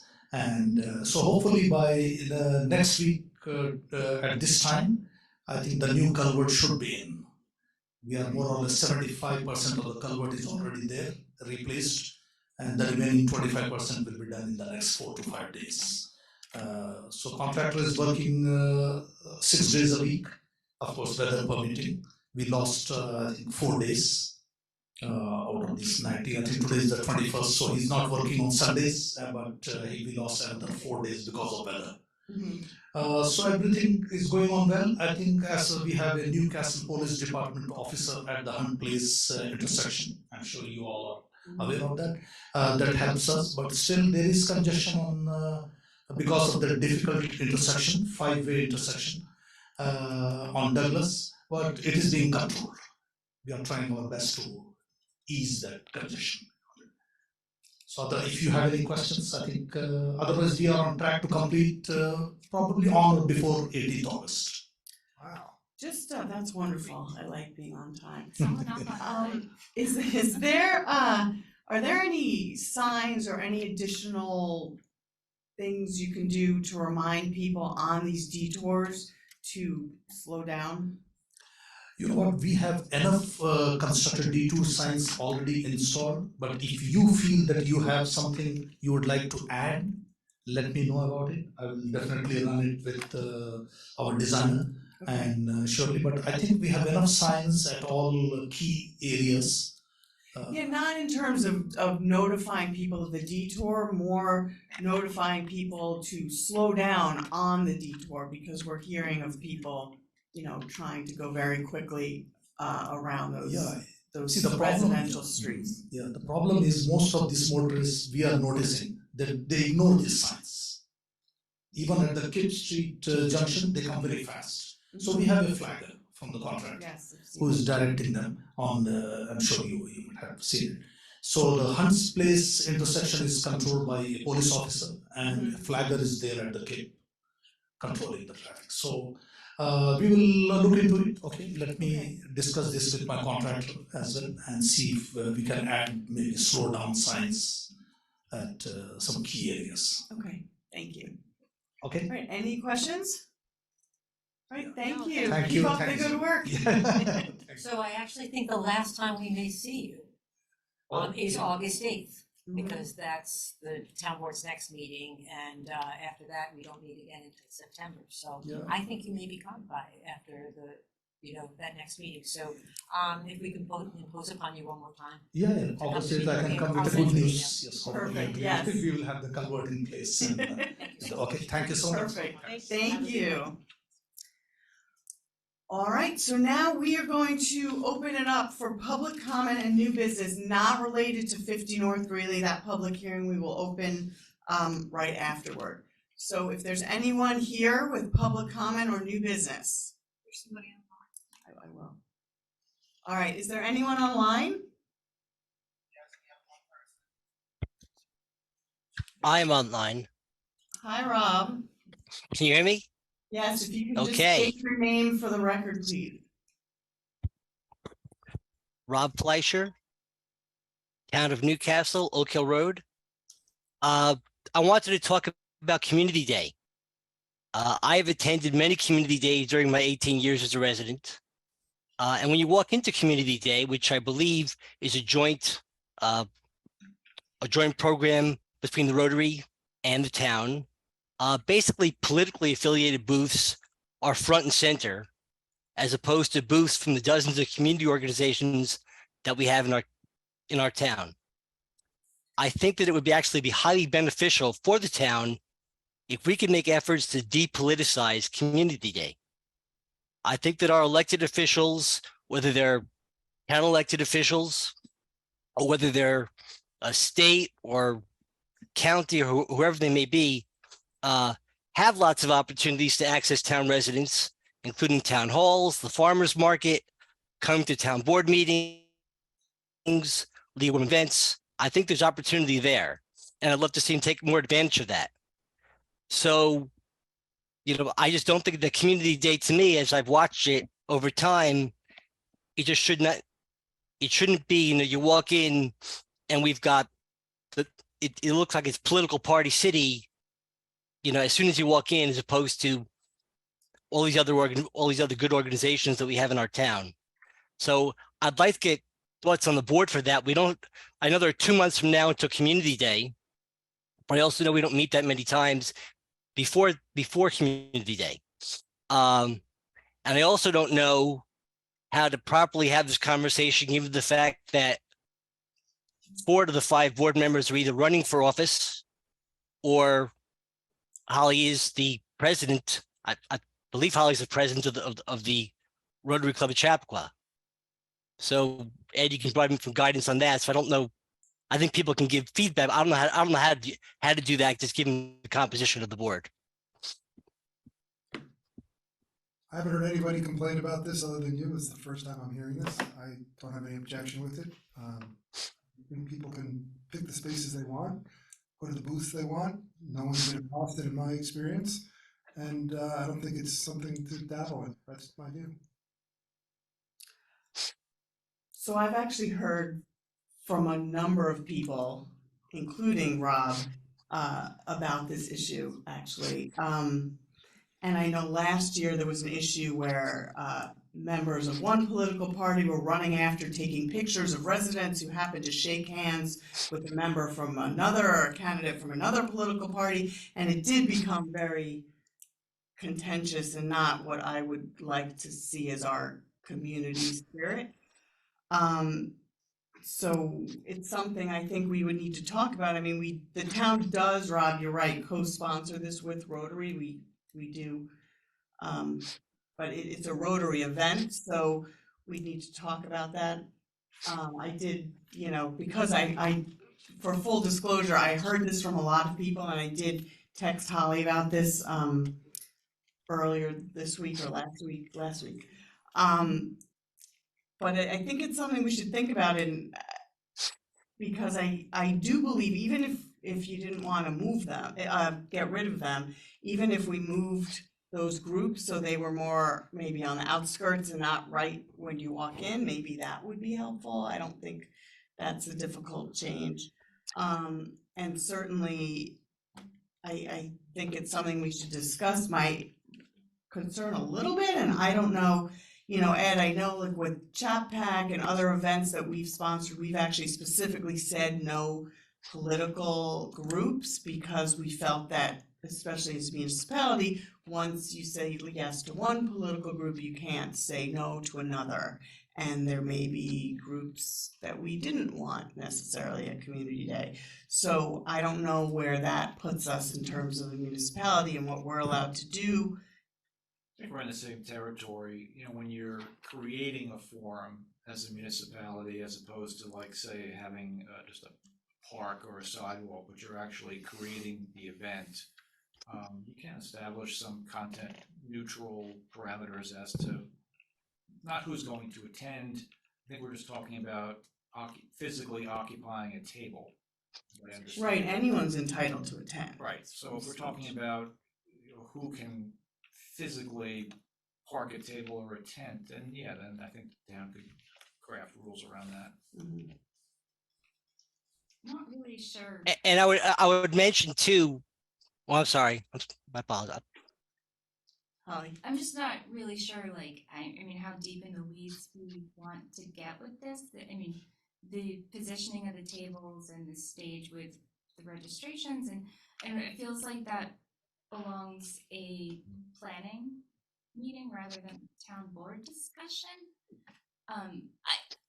I can speak for the Rotary Club that we have not heard the same feedback. But I mean, Well, I don't think the Rotary would hear it, because the president of the Rotary is somebody, as you've been there, I don't think anybody would come up to you and say that. we haven't But I would say that, just to clarify my position, I don't know what other people have mentioned to Lisa. I'm not looking to get rid of every political organization there. I just don't think they need to be front and center and have like the prime spots. Where it seems like Community Day is a political event. Is this a I think the community organization should have the prime spots right in front, Well, and they should be elsewhere.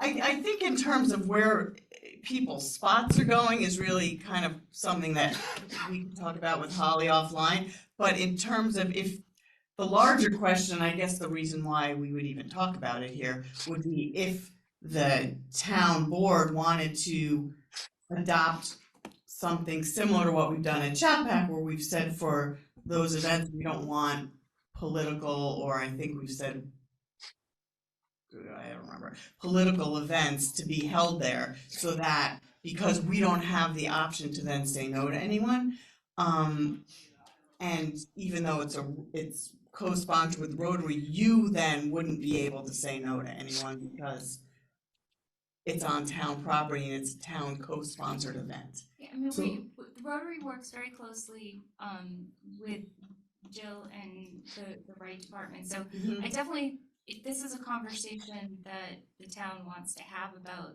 Community Day, certainly open to it, but I don't think I don't think that it's reasonable to make any changes for this year. And if the town board did take an action like that, it would present some complications when it comes to the fundraising ability of the event and things like that. So I feel like we could maybe continue this as a Rotary Community Day when we start looking at next year, unless the town board is taking up something separately imminently. But how could the placement of booths be something that's going to impact fundraising? We are. No, Or maybe that's something we could talk about offline, Yeah, the about the placement, placement of booths. there's the placement, and there's time to discuss that, and we have Okay. a meeting set up for August to do that. I don't feel like that's, I don't know. Okay, okay. The only other question I would ask is so people understand how many booths are politically affiliated at Community Day. I don't know. You know what, This is- I'm this not is sure way off that, track. I'm not sure that we really Yeah, need this to is answer these ridiculous. questions. Okay. I feel Like like. the only reason why I'm bringing it up here is just because Rob, there's so few meetings left. Rob, I just feel that there's something really inappropriate about this, because you're opening up a bit of a Pandora's box, depending on who's sitting on the town board, making decisions about which political parties and where the tables would be. I mean, I have to say, I imagine if we were. How can Holly be president of Rotary then? No. I don't think she should be. Rob, I think this is inappropriate. I actually don't think it's inappropriate. I think what he's asking, I think placement of tables is not for the town board to decide. That's something Rotary deals That's with, why and it's if we need to inappropriate. talk about that. Yeah. What I think Rob's question was, or at least what I took it from what I've heard from residents as well, is should the town board make a decision that at events that we co-sponsor, we don't want them to be political, one party or the other, and should we say, much like we do at Chapac, that those type of booths or groups and events that we sponsor are not something that we're willing to sponsor because we are representing our residents who are polka dot. I think that's the question. It's a larger question. Is that something as a town board we want to say for events that we're sponsoring or co-sponsoring significantly, do we want to make the decision that it shouldn't be political?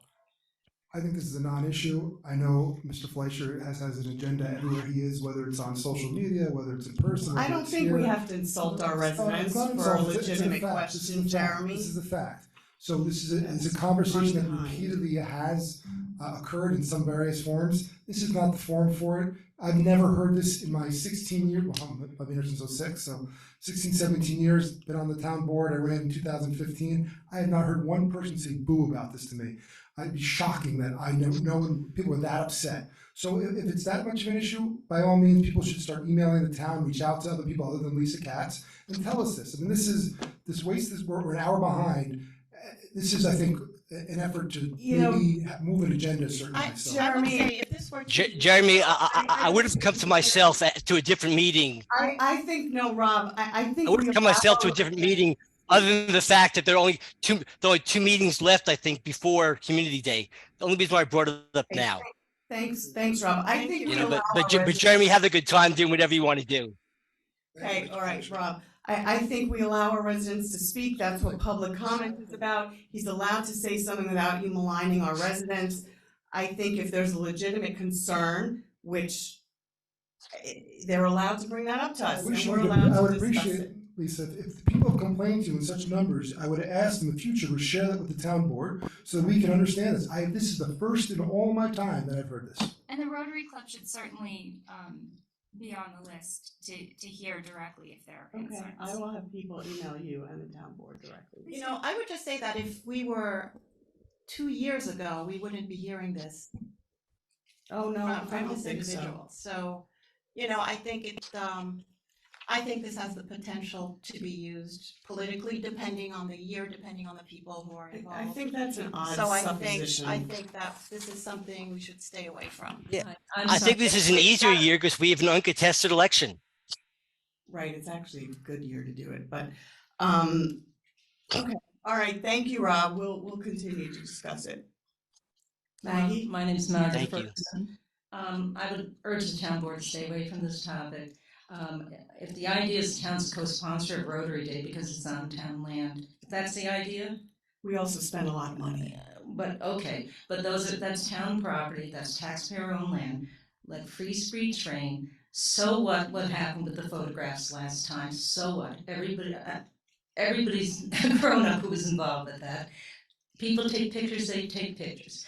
Our group has been accused of being political when we had nothing to do with politics. Just we endorsed candidates, we endorsed your slate, but before that we had nothing to do with politics, and we still are called political. So please stay away from, as Vicki says, this Pandora's box. Let the Rotary handle it. It's been handled for decades very well by the Rotary, and an old timer in the Rotary told me the Republicans are on one side and the Democrats on the other side, and that's how it's always been done. I don't know if that's true, but that's what somebody that I'm That's sure you why I know. ran as an independent, so I don't. Well, that's fine, but I'm just saying, this is a slippery slope, and whatever happens, we can handle it, all right? I mean, but this is, to start saying that something that's quote political can't be there is really gonna be a problem and a constant headache. Thank you. I mean, I like to, if somebody brings something up, allow the board to discuss it and see, what we think, so,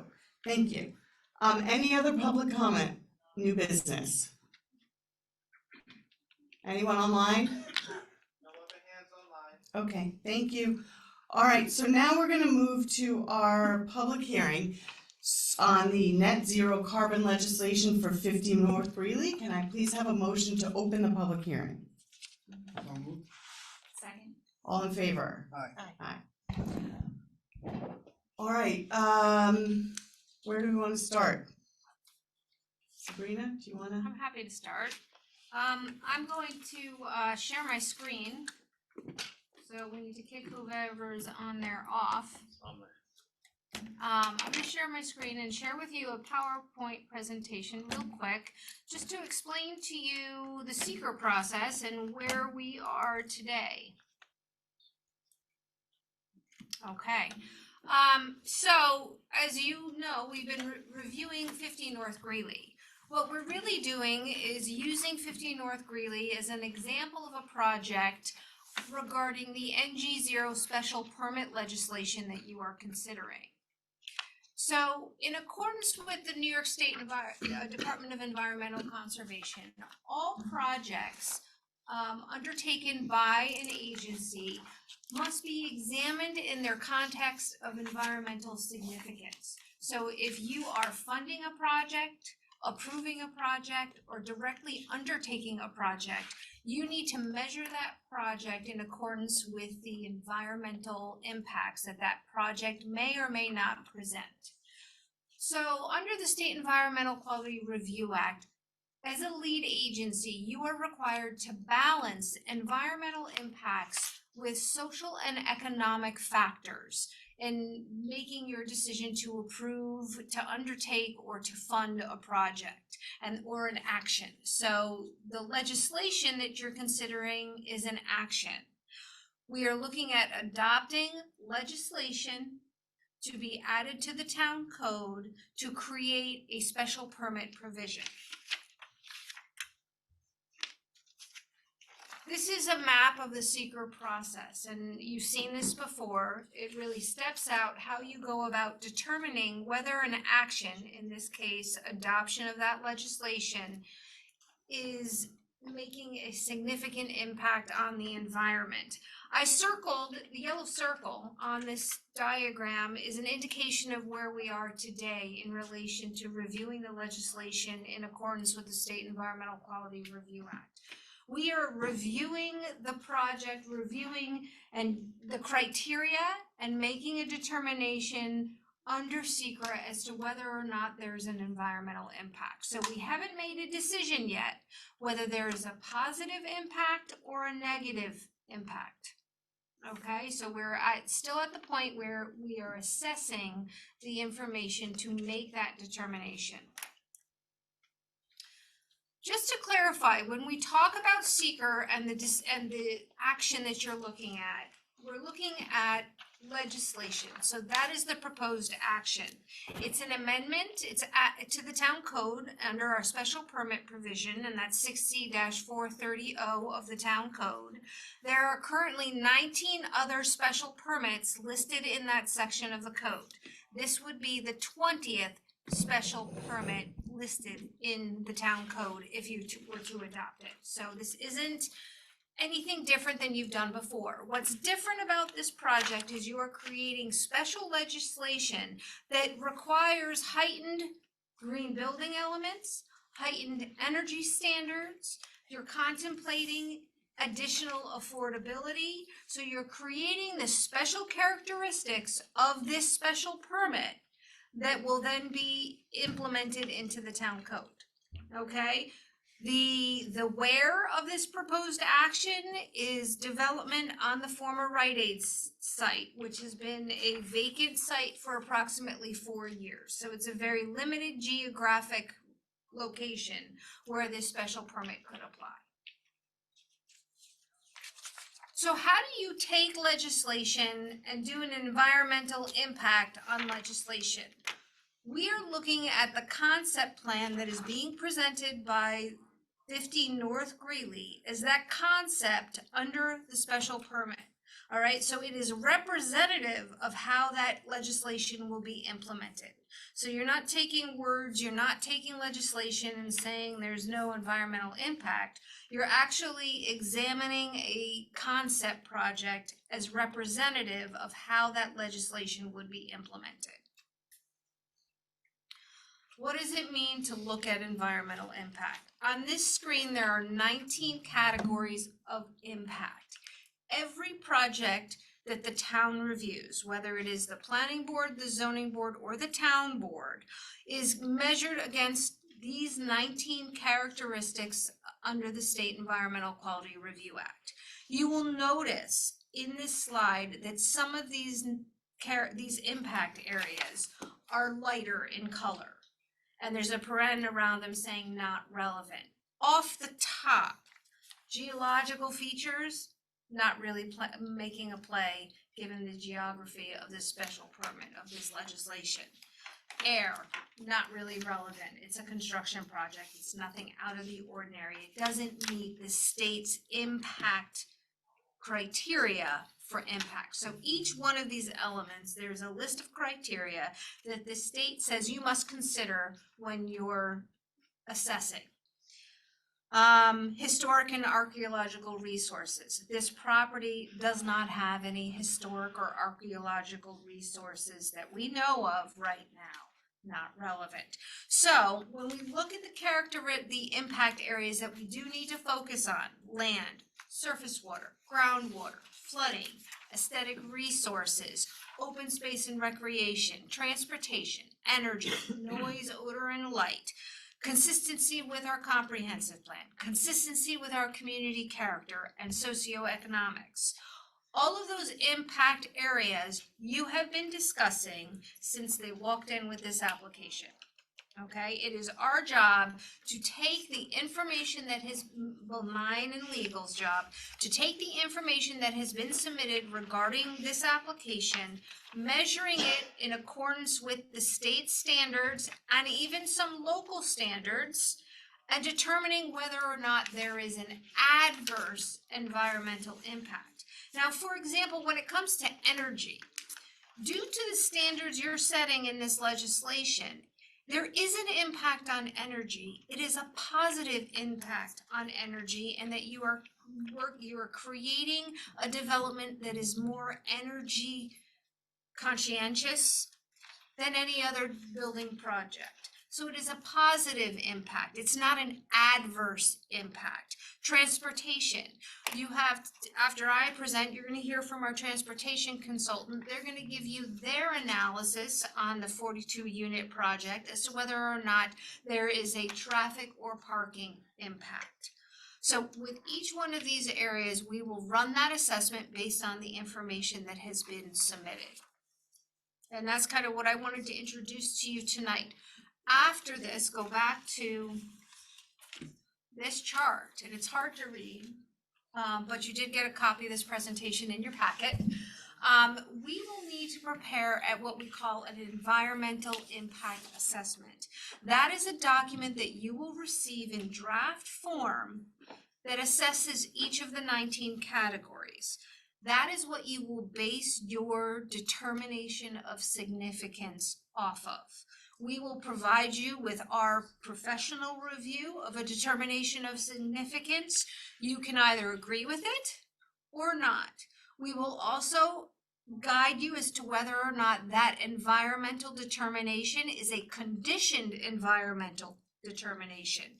For example, transportation. Parking may not be an environmental, rise to the level of an adverse environmental impact, but you may decide you want that car share, and that becomes a condition of your environmental determination. And so those conditions that we think may be relevant to each of the impacts, we will also provide them to you as part of that environmental analysis. So the next step, once you decide on which project you want to examine, we are going to give you a document that assesses each of these 19 categories. And that's all I have for you tonight. I'm happy to answer any questions. Ed, I don't know if you want to add any information. Does anyone have any questions? Not directly on this, but it's an issue that I think some people on the board brought up about fire protection, and it's not necessarily at this point in time. And we received a letter from the fire chief in Chappaqua for the fire department. I spoke to him today for about a half hour, and he had shared some concerns, and I shared them with Ed, and some of us have discussed as well, due to the wires access from the street for the apparatus to get to the top is not something that can be done in the current condition. So Ed, if you could just briefly explain, if that's not a conversation for now, when does that conversation happen? It's not a now conversation in the sense that we need to solve and Right, answer all to be the clarified, questions for it's a now. question for now, but it's, But right. it's a good question to raise now and get ahead of, especially for the applicant, because the memo that you're referencing is indicating that undergrounding of these utility wires is going to be very important to making this code compliant. And if there's no solution to that, we should know that sooner rather than later. But that said, the legislation doesn't deal in that level of detail. SECRET doesn't deal on that level of detail. That'll come later if the legislation is adopted and the applicant comes back with a special permit application that fleshes out the details behind the concept plan that we've been looking at. And then if and when a special permit is granted, the applicant has to go through another process. That's a building permit application, and then it's granular. Then you've got blueprints that show exactly what the plan's going to be, what the building is, how it's going to be built, and how this issue with the wires is going to be dealt with, because that application goes to the building inspector, who's now applying state code requirements. So that's when the rubber meets the road on that issue, but it's not too soon to raise it now and talk about it to make sure we have a comfort level with it. So I'd like to interject, particularly regarding the fire and safety. Ed is telling you that during the building permit process, the granular details are reviewed by the building inspector. The building inspector is also the town's fire marshal. So he coordinates with the fire departments, but that individual is making sure that the fire codes are adhered to in relation to the building construction. So Ed is correct. You can talk about it right now, but the wires and undergrounding, that is not a code requirement. It is a preference, and it is easier to fight a fire if there are no wires in the way. But there may be technical difficulties in achieving that given the length of street and where the junction boxes are in relation to the wires. So again, until it's looked into, until the details are provided, it's hard to determine whether or not that is feasible. There may also be alternatives that the fire department or the fire marshal may say, and that's something like putting sprinklers on the roof if you cannot remove the wires. So there's kind of the best case, or the best case scenario, removing the wires, but then there's alternatives that will be explored through the building permit process to ensure that fire safety and the codes related to fire safety are adhered to. And to be clear, the draft legislation talks about undergrounding of utilities, but that's referencing those that are actually going to service the building, not the ones that are existing on the street. Thank you. Any other questions? All right, before we hear from our traffic consultant, and I don't know if the applicant wants to speak first as well, Ed, we had a number of comments asking about whether, if the board approves this special permit, that opens the door to other landowners in town taking that special permit and demanding that it be applied to their property. So I know you wrote a privileged legal opinion to the town board saying it did not, but I was wondering if you could just talk about that for a minute to the public. I know you've spoken about it before, but if you could just do it again. Sure. I think there were actually a couple of memos now on this. And one memo addressed whether there would be the ability of a property owner to essentially come in and say, I'd like a zone change too for my property, because you granted one for this applicant. And the answer is anyone can ask, but the board, under longstanding New York law, has nearly absolute discretion with respect to deciding questions like that. Should the board even take up the question, you're not obligated to even give that request a public hearing, a public hearing or time at a public meeting. It's totally your prerogative. And if we didn't do that, and then the town was sued,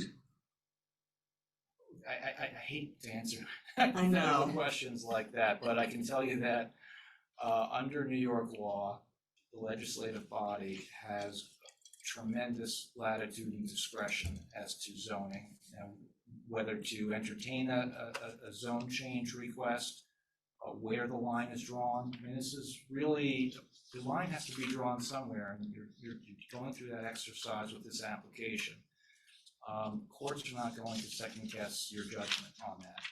So that's zoning, and we dealt with that I think some time ago, and probably not, this wasn't the first application where we had the occasion to talk to the board about that. And the second thing that we've looked about as well, all right, so 4 stories have been allowed on this property. Could somebody across the street or down the block say, well, they got 4 stories, I'd like a variance. I'd like to go up 4 stories too, or 3 stories. So if you said yes to them, say yes to me. And that request goes to the zoning board of appeals. And there, again, the zoning board has very broad discretion. It's a different test, it's a balancing test, but they've got broad discretion, and that's a big ask. And the town board has taken a lot of time to deal with zoning on North Greeley generally, and this particular zone change. And if you adopt the legislation, you'll have made a determination as to height. And a pretty significant determination just in terms of the magnitude of going from 2 stories to 4. So, I think that the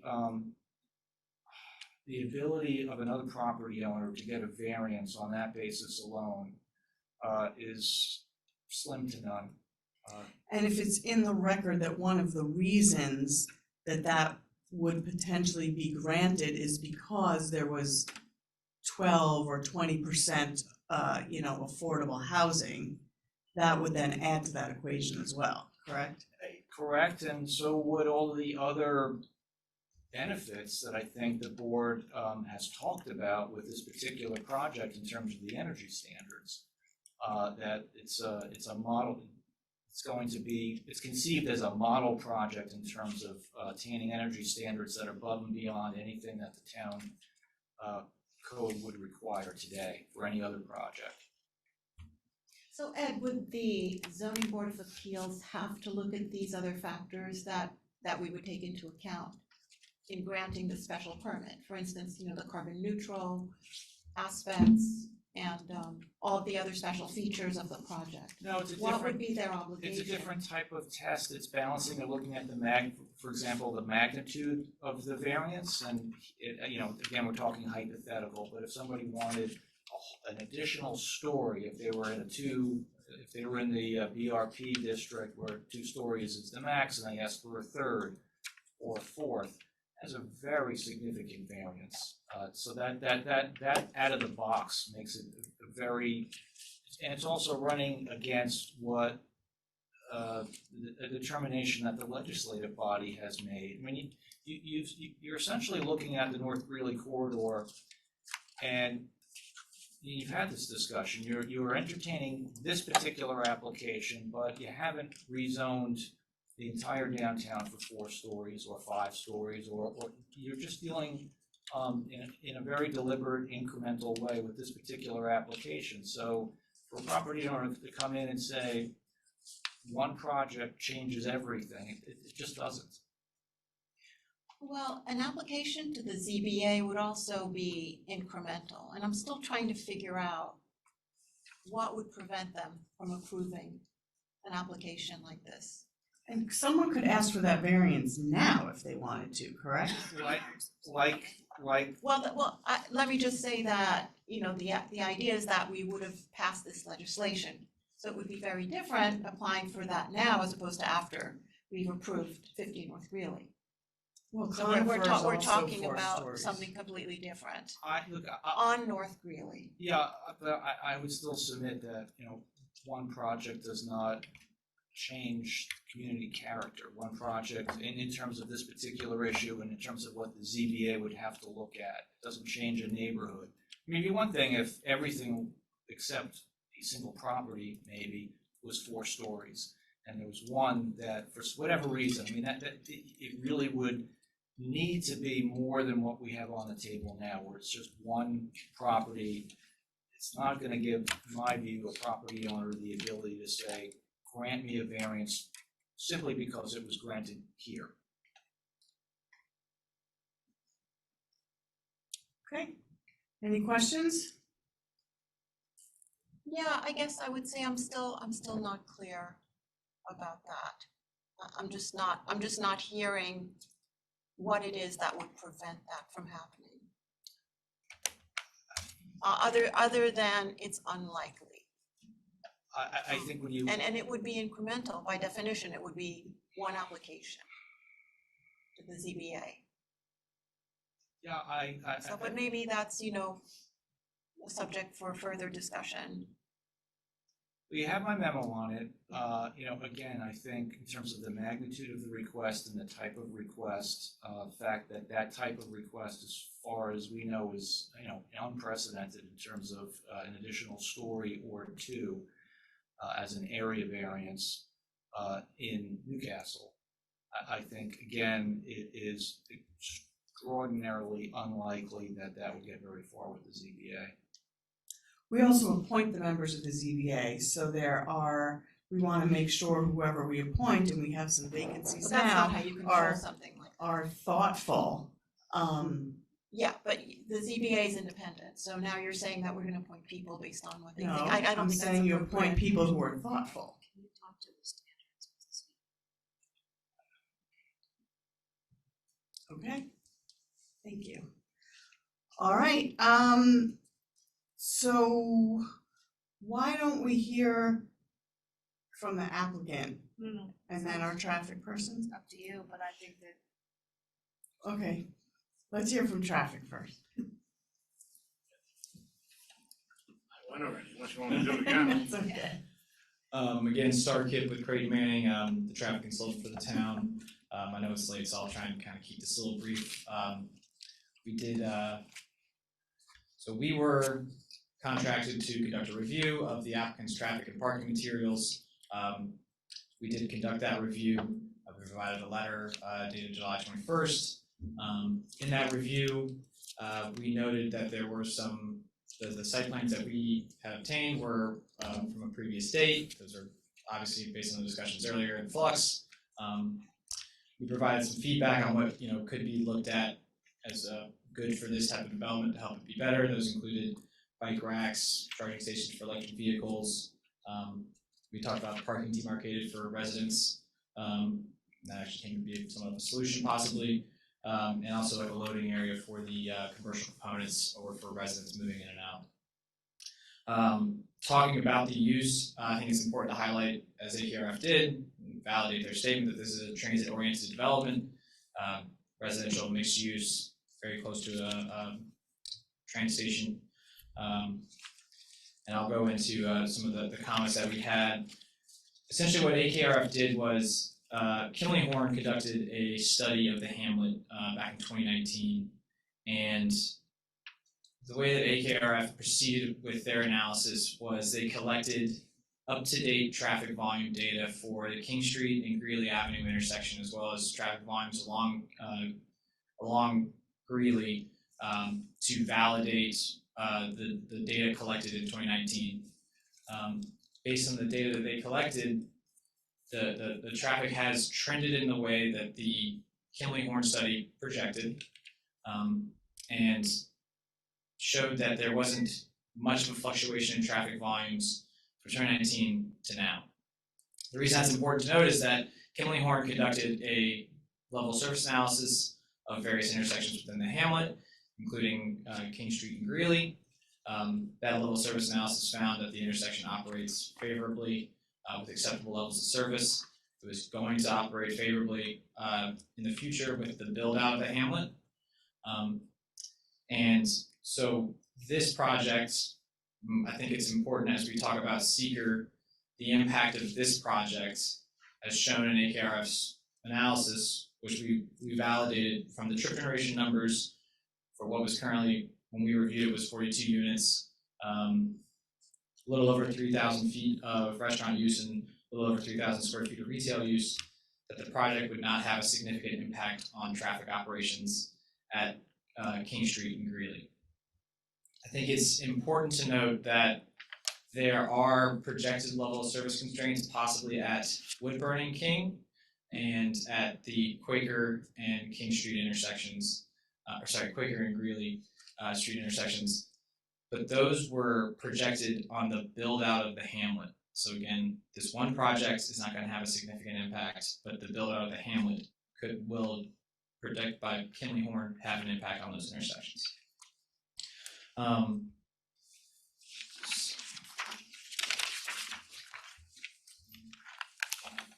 We'll just hit on parking. The KRF conducted a very thorough actual parking analysis of the hamlet. They looked at a 5-minute and 10-minute walk. Just within the 5-minute walk of the subject site, there is ample parking. I think that the applicant, based on the discussions earlier, there's the option to push all of the commercial parking onto the off-site parking. Given the utilization numbers that they found, there is a surplus of parking that could be used for those retail spaces.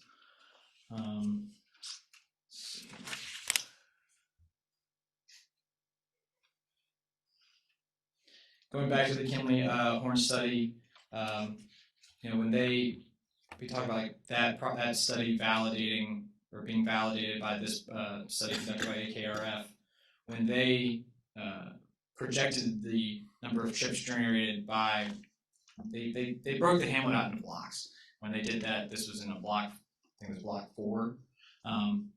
They had similar trip generation numbers for this area. So again, that kind of validates the Kimley Horn study that was conducted. I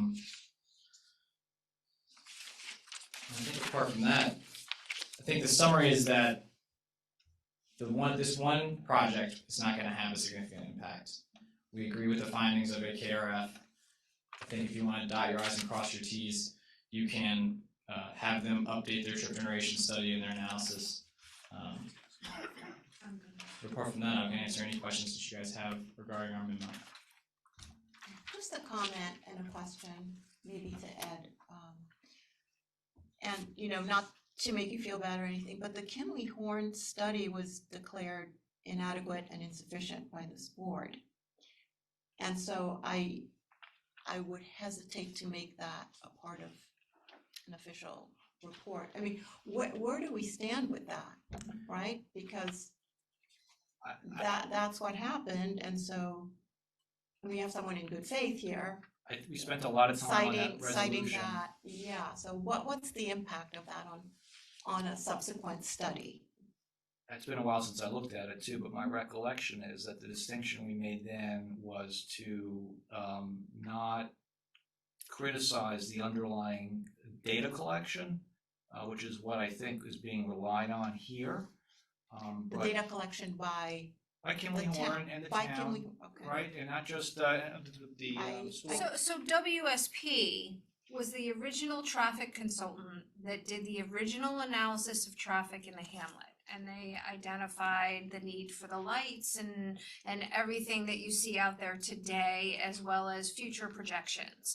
Kimley Horn's traffic engineer updated WSP's analysis based on with new data. So the traffic counts, the turning movements, all of that data is what Creighton Manning used in relation to AKRF's updated numbers. So the data, as Ed was saying, is still very relevant. He's not using any conclusions that were drawn as part of the form-based code discussions, Right, but okay. he's using the data, very much like the stormwater It's information, essentially the WSP raw Yes. data being used. repeatedly and updated. Okay. We Yes. spent a Yeah. lot of time crafting that resolution so that underlying data didn't need to be duplicated, but that the analysis of that data we wanted to be redone. We didn't rely on analysis, but we were allowing underlying data to be utilized. Okay, so I think then what AKRF failed to do in their study was a reanalysis of the study intersections. I think we had provided a recommendation letter to the board that you request a traffic study be done. That was not done. Say professionally, the King Street and Greeley Avenue intersection does operate favorably based on the Kimley Horn data and their analysis. The addition of this project's trips, which are well below 100 trips in a peak hour, will likely not move the needle into an unfavorable situation in levels of service E and F, which you do see at Woodburn in the build condition, the build out of the hamlet. But again, that's the build out of the entire hamlet, not just this one project. So in your professional opinion, you're sort of repeating yourself, but I'm gonna make it a little more specific. That initial analysis was for a build out of about 1,000 additional units. Throughout the hamlet, Yes. right. Given that this is maximum 50, Mhm. depending on which scenario we choose, do you feel comfortable that it's not going to have a significant impact with regard to traffic? Is that correct? I do feel comfortable saying that the build out with 8 additional single family units is again not gonna move the needle at that intersection by this one project. I think if you wanted to dot your i's and cross your t's, you could request that the applicant provide an updated analysis, just have AKRF update the numbers, update their analysis, and we'll do a secondary review of that. Okay. Any questions from the board? Okay, gonna hang out because I think you might have I'm some here. public questions. All right, did you, the applicant, want to say anything? You don't have to. Anybody want me to explain it again? Did anybody miss it earlier? I'm good. All right. All right, so we're now gonna open this up to public comment. So just before we get there, there are cards, I believe, that were handed out, and there may be some back there still. If you do wanna speak, please fill out a card and hand it to Christina over here. For those of you who are on Zoom, we're going to take the people who are here in public first, and then we will move on to Zoom. And again, I know we are late in the evening, so I want to thank everybody for coming out and sticking with us. All right, so first we have Lynn Lambert.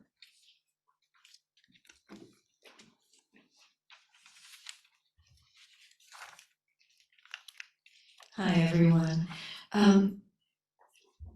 I want to say about the traffic thing that I'm sure the volume of traffic from, 50 units wouldn't be much, but I do want to mention that that's such a skinny street that cars can barely go 2 ways down that street. I know I got doored on that street many years ago, and I'm not sure how deliveries are gonna make it through there. So it's not traffic per se, but it's certainly traffic flow. It's very hard to comment when so many things are up in the air right now. A lot of important decisions are up in the air. But so forgive me if a couple of things are wrong, because I was thinking about this based on what I last understood to be the project. So here's my letter that I'm going to submit after. Dear Town Board, Architecture Board, and Planning Board. Architecture Board, do you agree with me that this proposed building doesn't fit with any other building designed downtown or the entire area? It's like 3 spaceships landed next to and across the street from vintage design buildings, except for the Verizon building, which is also an eyesore. No matter if you personally like this modern design, can you convince anyone that it fits with the character of the neighborhood? Isn't determining whether a design fits into a spot one of the prime responsibilities of your board? I was pleased to see that the SECRA questions, that one of them has to do with fitting with community character. And that is one of the things that I have found very offensive about this project. And the other is aesthetic, which I think you can like this building, but you don't have to enjoy that thought of it being in this spot in our vintage town. It's just a different thing. In White Plains and Harrison, I would have no problem with it. There are a lot of places where it would fit, but it just doesn't fit here. So my thought is, again, what's going to happen with the affordable? This, as I understood it, is not diverse housing. The truth is that by far and away the majority of these apartments will be luxury rentals priced at $5,000 to $6,000 a month, or perhaps even more. Whoever called this diverse housing is a spin doctor, and I'm not buying it. The number and size of apartments keeps changing, but if studio apartments are indeed added back in, I understand that none of these apartments, whether affordable or not, and whether inhabited by 1 or 2 people, will be granted even a single parking space.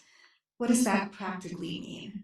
It means that all of those residents would have to order in their groceries, which gets expensive, or try to book the couple of electric cars on premises, or take the bus in all kinds of weather. But the residents also must be able to get to work, their doctors and dentists, and any recreation by train or by a car service. Again, that's expensive. At this point, as the residents count just went up to 50, so it's hard to know exactly what's being proposed. How many are to be both affordable or workforce housing, and how many 1 or 2 bedroom sizes where kids need transportation to anything after school that's needed? We don't know because these numbers keep being shuffled around. Do you have any doubt that the studio residents would immediately become competitors for every available parking spot now being utilized by patrons of the area stores and offices and restaurants? They will, because you need at least one car to function here. We're just setting up a parking nightmare for all of the residents who actually frequent the retailers we profess to be trying to support. How many times are you willing to circle the block in order to find a legal space? How good is that for the environment? And if the developers are able to attract the diner and retail, which residents say they'd like to see, parking in the area will only get worse. Why would we allow so many concessions under our zoning and ignore the number one goal of our 2017 master plan, which says that all development must be in a scale and density of what already exists in a neighborhood in order to allow this massive structure in our tiny town? Developing an appropriate size apartment building which visually harmonizes with the other buildings in our town makes sense. Using green materials for that would also make sense. But green materials don't have to be used only in this style of design, do they? Having a truly diverse mix of options that many residents of our town could afford to rent would be wonderful. People of various income levels, workforce employees, disabled, singles, empty nesters, families with kids, young and old, that would add diverse housing. This proposed structure just doesn't succeed on any level. It would be a permanent, oversized eyesore that you, our town board, and our architectural board would have to answer for. Please don't approve it. Our planning board has been pretty clear that they're not fans of this structure for many reasons that they have expressed. This entire mission is to protect the town. Their entire mission is to protect the town from inappropriate and just plain wrong development. They have been speaking out and sounding the alarm. Can they be heard over the insistent wails of the owner and developer who insist that they have proposed a project that they were asked to produce? Really? They couldn't look around and see the character of the neighborhood? That would dictate that something more fitting would be appropriate? Did anyone ask them to ignore the character of the neighborhood and then have at it? Why not listen to the planning board, which has been trying to do their job? I'm not cynical enough to think that any of our town board members are beholden to local property owners or developers for anything. Who you do owe your loyalty and best work for are obviously your constituents. If this development is built with its massive street wall, completely dwarfing everything around it, are you going to explain to those constituents that the reason you approved that the reason you approved it is that you were promised a diner, even though the town has absolutely no control over what goes in on the ground floor at all? It could be occupied by professional offices, not a diner. That is the reality. Are you going to defend this as diverse housing or a structure that both fits and belongs in this neighborhood? I don't think either of those would fly. I hope you don't do that. Instead of tweaking this building proposal, I hope you'll send a message that has been pointed out repeatedly by the planning board. We need structures which fit both the need to maintain neighborhood and hamlet character while also adding housing, and also which would have adequate on-site parking for those tenants without taking the limited street parking from our local retailers and residents. Other towns do this every day. It's far from impossible, but may well be with this proposed structure as the starting point. As has been stated by many people, I am surprised that this proposal has gotten this far, With the many valid concerns which have been raised, it seems to me it's time to ask the owner and developer for real alternative proposals which address these concerns in both scope and look. If we are stuck with this basic structure, the ability to have an apartment building that fits here in any way is severely compromised. Moving forward with this would create a permanent out-of-character building for future generations to regret. Close your eyes, open them. Look at this structure. Where are you? In White Plains or Harrison? Not Chappaqua, I would venture. Again, even if you like the look of it on its own, it would not be alone. It will be on the main street of our tiny little hamlet, surrounded by mostly vintage structures. It would stand out like a sore thumb. I believe we need rental units here, but not at the cost of impinging so completely on our small town vibe, which so many of us love and appreciate. We can have both if we insist the design be respectful of our town's character. Please protect us for future generations. Respectfully. Thank you. Thank you. Thank you very much. Before we move on, I just wanted to remind everyone of two things. First, that we are going to be kind to everybody and not disparage anyone, whether it's anyone on the board or the applicant or residents at all. Not that you didn't do that.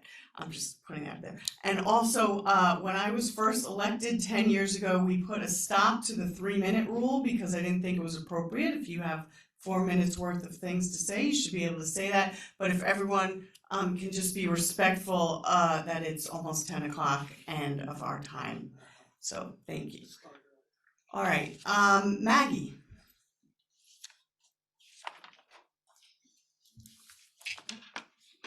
Okay, my name's Margaret Ferguson. I have 4 points. I'll try to move them. I'm sorry. Oh, I'm sorry. Can you say your address as well? 7 Bridges Road. Thank you. 4 points, I'll try to move through them quickly. The first one's on the Kingly Horn reference. I'm looking at the report right now. I'm not buying the reference that it's data and not a study. The Kingly Horn study conducted a level of service analysis, and it says analysis again. When prompted, this fellow changed the word analysis to data tonight, but that's relying on an analysis. That was abandoned by this town board and it's inappropriate. The next point is that what will increase the likelihood that somebody else will try to come in and build bigger, denser, and more parking deficient is that this special permit law does 2 things. One is, as I keep saying, it does an end run around the comp plan. It sets new standards on density, height, and parking. That can be used by another applicant to say, because it says that this, in 14A, the scale, massing, and character of an NG0 building shall be consistent with the goals of the comprehensive plan relative to the area where the project is being built. I think I don't have it exactly, I scribbled it down. But it's basically saying that if you build in according with the special permit, that is consistent with goals of the comp plan. It is an end run around our 2017 comp plan. So therefore, another applicant could go to the ZBA and say, look what this law says. It says this 55-foot peaked building with a density of 50 to 59 apartments per acre with 1 parking space per apartment is consistent with the comp plan. That's what they're going to argue. Also under New York State Town Law 274B1, the courts have repeatedly held that the inclusion of the permitted use in the ordinance as a special use permit is tantamount to a legislative finding that the permitted use is in harmony with the general zoning plan and will not adversely affect the neighborhood.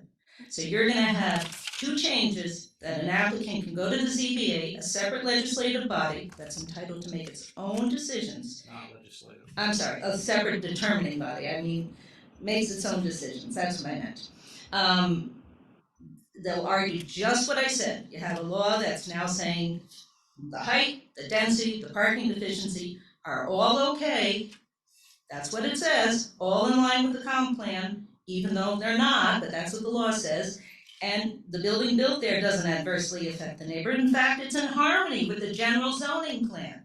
Those are the arguments they're going to make to a zoning board of appeals. which has to look at the impact on the neighborhood and whether to grant a variance on any of those things. So if you have the Susan Lawrence building, or you have the Maxine's lot, they're both on the west side. One's bigger than 50 North Greeley, one's smaller. What if they both say, I wanna go not as big, I wanna go somewhat less, but I still wanna go bigger than current zoning? How can I adversely affect the neighborhood if the one at 50 North Greeley isn't? How am I not in harmony with the general zoning plan if the one at 50 North Greeley isn't? Those are the arguments that are gonna be made. And we know that if there's a loophole, developers will find it and they'll push for it. So it's a significant increased risk that this is gonna expose that area to further development, not expanding the zoning district, but through the ZBA. So that's my second point. The third point, if there's anything that showed how arbitrary your parking decisions have been through this whole thing, was tonight's discussion. We've been hearing that you can deviate from the, I forget the name of the industry manual, the UTE or whatever, ITE, okay. It's 1.1 for one apartment and 1.4 for one bedroom, 1.1, 1.4 for two bedroom, because there's shared parking. That's what we've been hearing. Well, it was 4 spaces of shared parking, and now I think it's down to 1, I think, depending on how many apartments you put in there. Now, first of all, I think everybody has to have a parking space. It's been said repeatedly that it's unreasonable to think they won't have 1 car. You cannot live here unless you're just basically unable to drive without a car. It's just not feasible in this area. But we've been told repeatedly that the shared parking is supposed to compensate for a 1-bedroom or a 2-bedroom that has 2 adults. If they need the second car, they'll use the shared parking. Well, it's gone from 4 to 1 if we're going to 50 apartments. And there's no parking spaces for visitors. Conifer has parking spaces for visitors, and I think it has a greater ratio of parking than 1.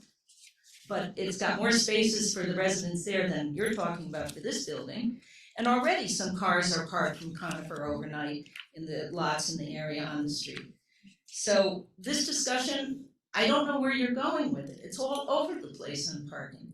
Either you mean it or you don't. Either shared parking is supposedly gonna solve things or it's not, but it's just really as about confusing and hard to process as any conversation you've had in this whole thing. Then the final point is, I don't know if you're talking about making a decision soon. Is it 42 apartments, 50 apartments? I don't know.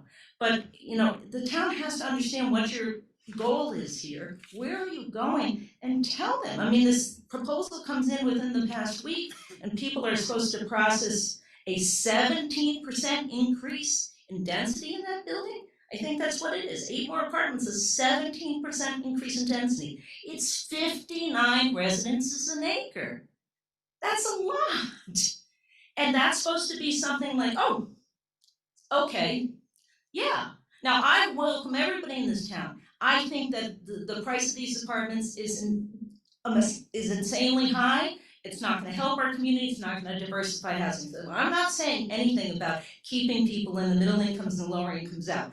But I'm just saying the process is askew. The process is confusing to residents. The process is back and forth. I am sympathetic to the developer that the process has been all over the place, but for the community, it's also all over the place. It is extremely hard to follow what's going on, and I'm very detail oriented. I think you all know that, but it is hard to process what's being said, what you're thinking, where we're going, what to comment on, and how to make your point as a community member is really stressful and difficult. And with this change, I almost don't know what to make of it. I mean, when I saw that there were no apartments for the people who were in the lower incomes, I really was offended. When it got to, I'm sorry, no parking spaces for the people in the studio apartments, I was offended. With Chappaqua Crossing, I do remember a planning board member expressly saying on the Hochul building, there should be no corridor. There should be no stigma attached to the workforce or the affordable housing, the AFFH apartments. And she referred to it as a corridor. Because there was some talk about having a separate elevator at one point. She said, no, you have to. We all said that. This was the planning board I'm talking about, okay? I'm remembering this discussion from the planning board. And she said, no, that's the way it had to be, but the same here. I mean, you can't not give, because you're adding affordable apartments, and by the way, it's not 20% legally defined affordable apartments. It's still 12% of the AFFH apartments, not 20%. You're adding workforce housing, but some of those people are not gonna have a parking space, or may not, is offensive. And it really should not be the way the town goes. And I think that's it for tonight, but I asked for some sort of semblance of clarity about what the plan is at any given moment and where we're going with this, or to explain to the town the changes in a very concise way, not putting things in the packet, not having things put online that, you know, like the fire department letter was put online today, and it was from last month. You know, I mean, I received that yesterday. It's not you, Christine, I'm just saying I see it's dated June 23rd, but I didn't know about it until I saw it today. And by the way, they say their recommendation is not to have parking, on the west side of Greeley. So are we gonna lose those spaces or not? Anyway, thank you. Thank you. All right, I see some hands raised online. Rob Fleischer. And again, anyone in person, if you want to talk, please fill out a card. If you want to talk, please fill out a card. Rob? Can you hear me? Can you hear me? I hear you. Rob Fleischer, Oak Hill Road, Newcastle. Just a couple points and clarifications. So affordables on the 42 unit option was 3 2-bedrooms and 3 1-bedrooms. Is that correct? It was 3 1-bedrooms, 2 2-bedrooms, and 5 studios.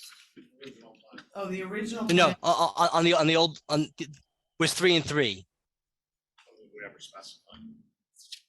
Well, it would have to be not a studio, given that there weren't any.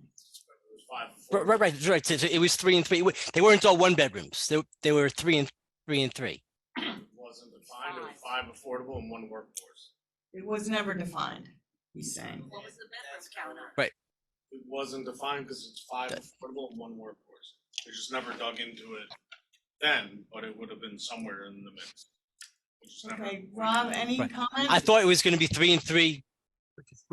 So then the new one would be, if I understood the new proposal, you'd only be losing either 1-bedroom or 2-bedroom, and getting 4 additional apartments. The apartments that I think Jeremy mentioned earlier, I think those are under the OPWDD, the Office of People with Developmental Disabilities. I believe there are 3 at Reader's Digest. And if there's any way to make any of these affordable units classified for that, I think that'd be fantastic, because there's certainly a lot of families in town that have children and have people in their family like that, children, adults, whatever. I think the car share was always one of the very interesting aspects of this proposal, and I would kind of hate to lose any car share spots.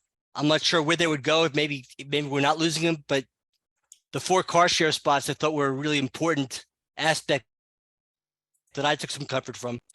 And then in terms of the pricing of these and what people say they're going to be whatever the market will bear. And anybody who thinks they know exactly what the market's going to bear when this is done, I don't think people are going to know. There's no way in the world, and they shouldn't, that the developer is going to rent them out for the most money they can. But that's what people do when they own property. So even if they shrink it by 15, 20%, I wouldn't think that's a 15 to 20% rent decrease. It'll be what the market tells it is going to be.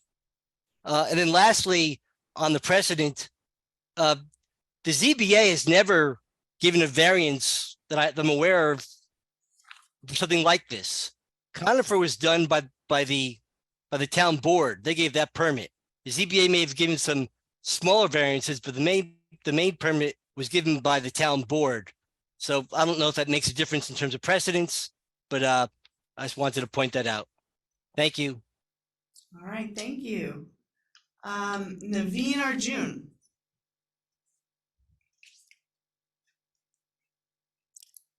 If you could just say your address too. I live at 73 Pheasant Run in Millwood. Today I'm going to attempt to shut down a few of the arguments against multi-story housing. And two arguments which really stood out to me were the lack of parking and the destruction of the town's charm or atmosphere. We build buildings not to make the town look nice, but to serve a function. In this case, the developer wants to create a large residential building in a town that doesn't have much low-income housing.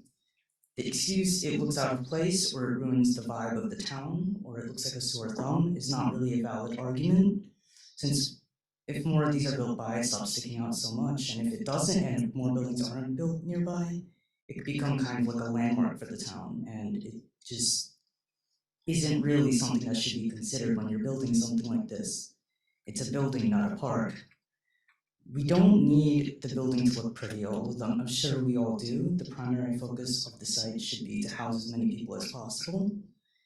And this town has schools rated in the top 200 in the nation, but by not allowing poor families to move here, we are denying hundreds of people a chance to escape poverty in worse off areas with crime and abuse. We have clean parks and safe streets, and you're using the excuse that it won't look as pretty as you like.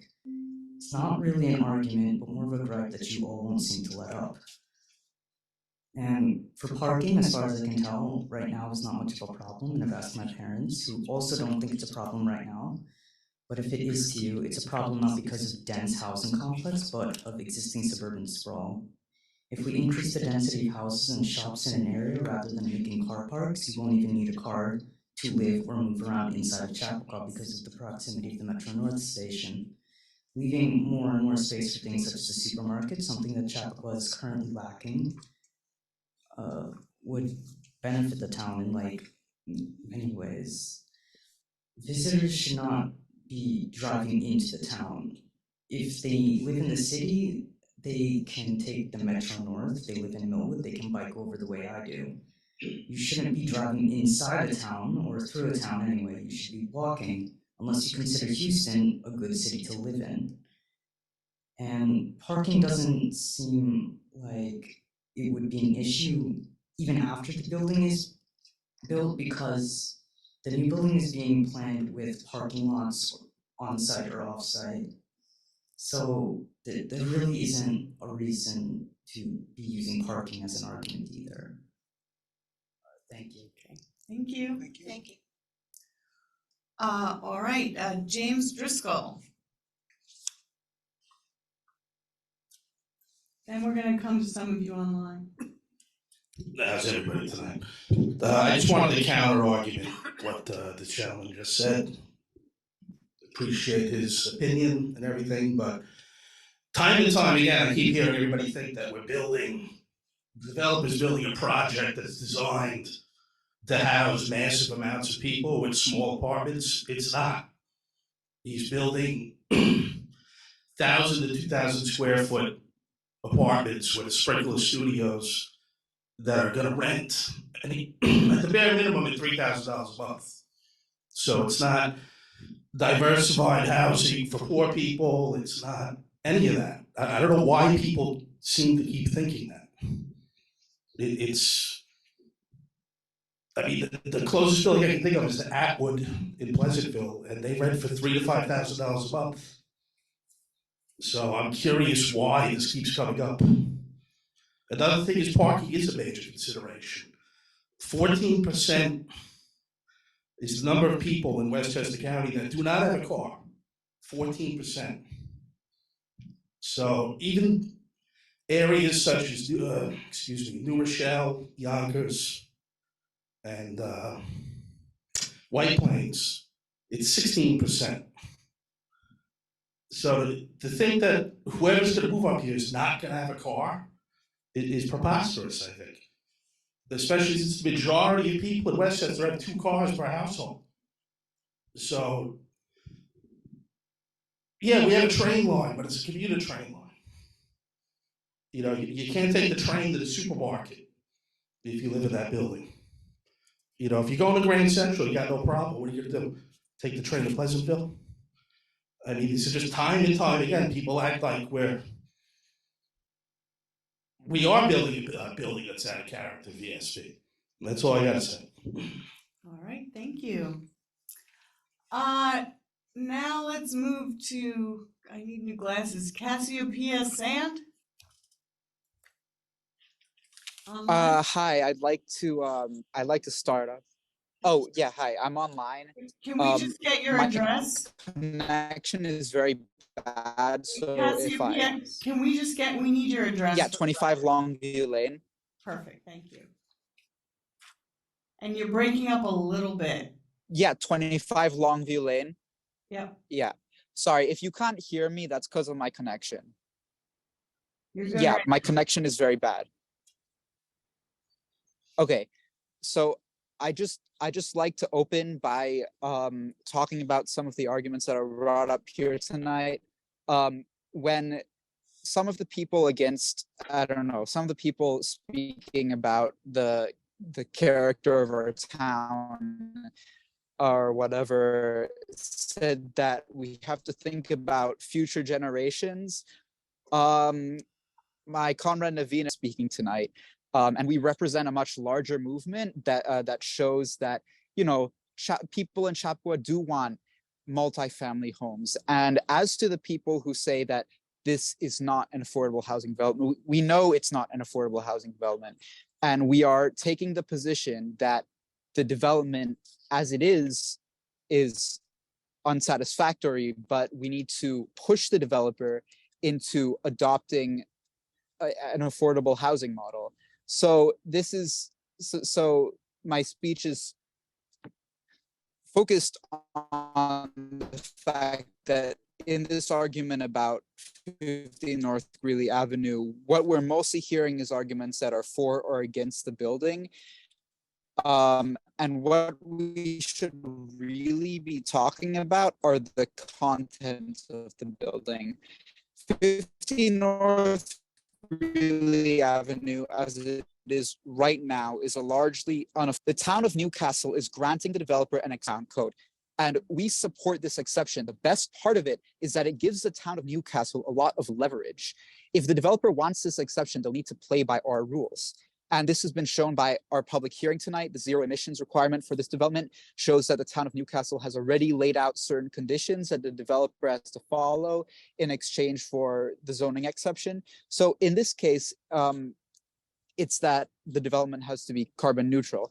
And that's awesome. And it shows that Newcastle is more than capable of creating conditions that are a part of the zoning exception. And this is why we can, and this is why we should mandate that 50 North Greeley Avenue becomes an affordable development.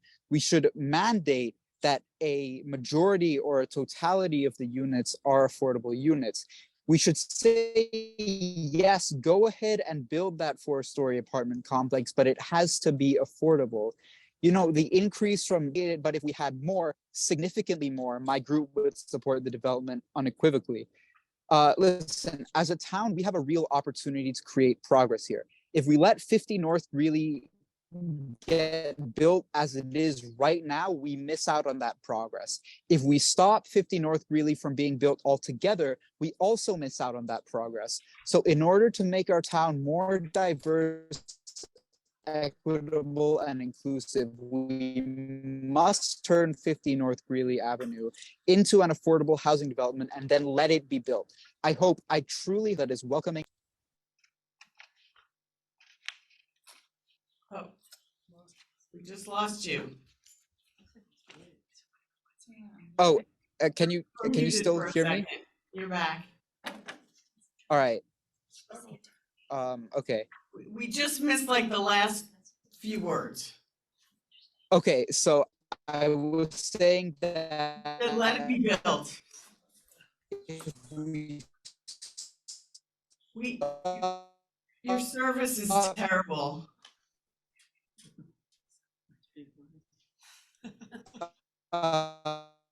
We can't hear you at all.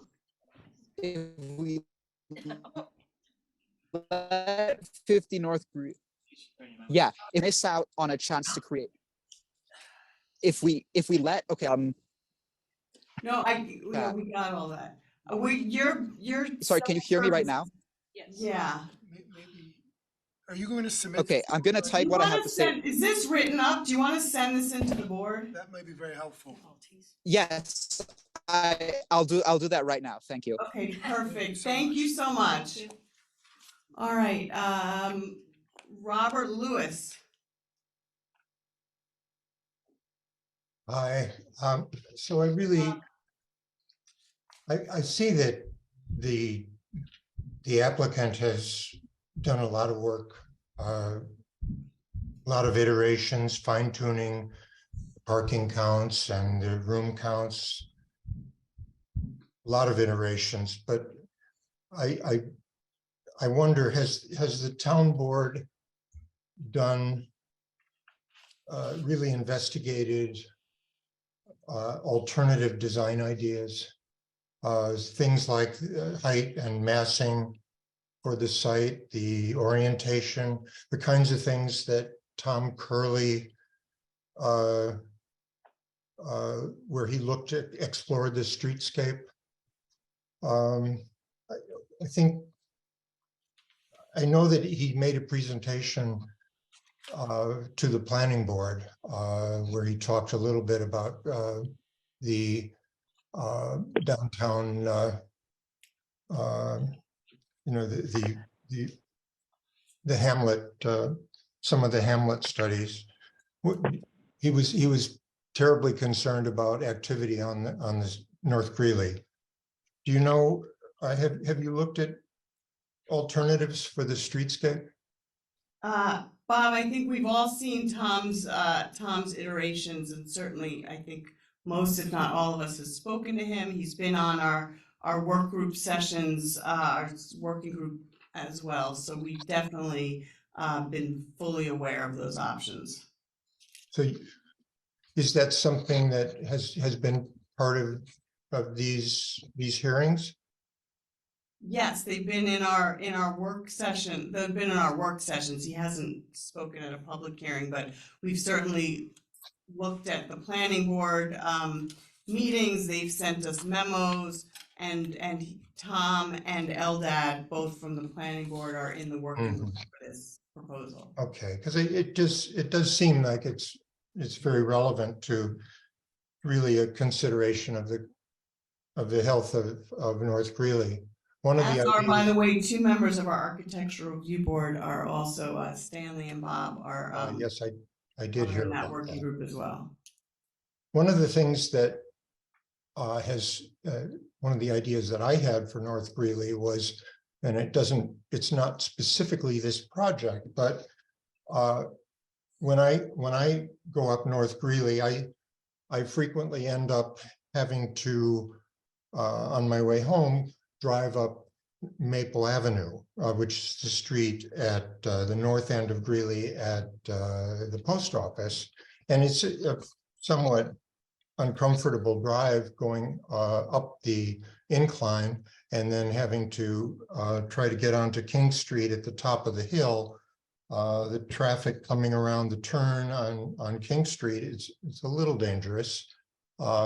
Getting, coming off of a stop on an incline. I'm just wondering, I'd much rather, I don't know if other people have the same problem. Perhaps the traffic engineer would have a comment about this, whether there would be some way to provide a turnaround on North Greeley so that traffic could use North Greeley to actually circulate, go north and southbound on North Greeley without having to, if the traffic on that street got a little bit greater, particularly if we didn't have the parking lot there to turn around. Is that something that might be available in the future? You want a turnaround right where Chestnut Oaks entrance is? Well, I'm just imagining, that if there were, I suppose it would take a roundabout or a cul-de-sac or something, some sort of an enlarged turnaround to accomplish that. But the street as it is doesn't really permit a simple turnaround. And so I just end up having to drive up that hill and deal with the traffic at the intersection of Maple and King Street. And it really isn't ideal. But I've been doing that for 25 years, so I guess I can continue. But if the traffic is going to increase on that street, maybe it's something that could be considered. All right, thank you. Thank you. Thanks. Anyone else here in person who'd like to speak? Yes, No, yeah, it was in person, but yes, your turn. Who is calling? You can speak. Unmute yourself.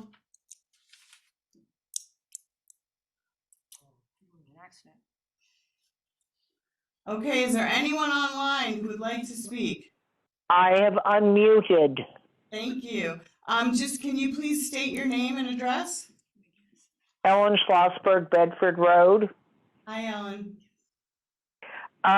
In looking at your legislation, on page 3, number 7D, you were indicating the possibility of waiving underground. The fire department letter, which arrived today, states that they need the wires underground for safety and for not to be waived. So therefore, the town board needs to look at alternatives. 1, move to the east side of the street all the wires with the developer's expense. 2, decrease the height of the building. 3, a totally different design. Also, the fire department needs parking only on the east side of the street. How does that change the shortfall of spaces? Other merchants need parking for their businesses. If I'm correct, it would lose 10 spaces on the west side of the street, and therefore your parking counts would be all off. So please, for the fire department's safety, make sure that their needs are met. I don't know if anyone picked up the information this week, but there was a problem at the Botanical Hills School with a fire on the roof. And it turned out that one of their solar panels had an isolated electrical component on fire. So therefore, as much as we want all these great things, sometimes they don't always work the way we expect them to. Thank you. Thank you, Ellen. Thank you. All right, is there anyone else online who would like to speak? No other hands are raised. Thank you. Anyone else here in person? Come on up. For the benefit of the public and You can raise that. sorry, yeah. I just want to understand, and maybe this is a conversation I can have with Sabrina about just the Kimley Horn study. I think I would like to get to the bottom of that and see, so we can confirm the statements made by the public, and Yep. so we'll, if that's okay, I just want to Yeah. make sure that was No, said. absolutely. All right. Not to put you on the spot, but Bob, did you have any thoughts as a member of our architecture review board? I did totally put you on the spot, I'm sorry.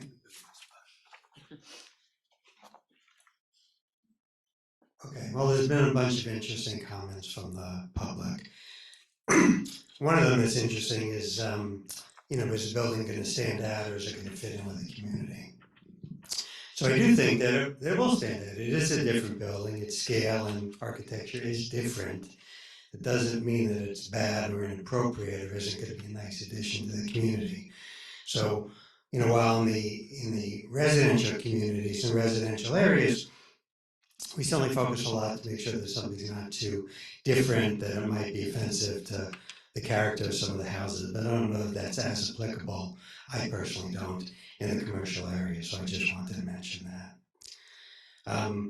And the one comment I do have, or question for discussion, is I did look at this, first time I looked at it today, the draft for the proposed special permit law. And I've mentioned this in the workshops. I do have some concerns that by approving a rezoning through this form, does that really assure what protections does the town have that you couldn't get the architecture and the building of what we've been shown? Because I happen to think it's a nice piece of architecture and I would support it.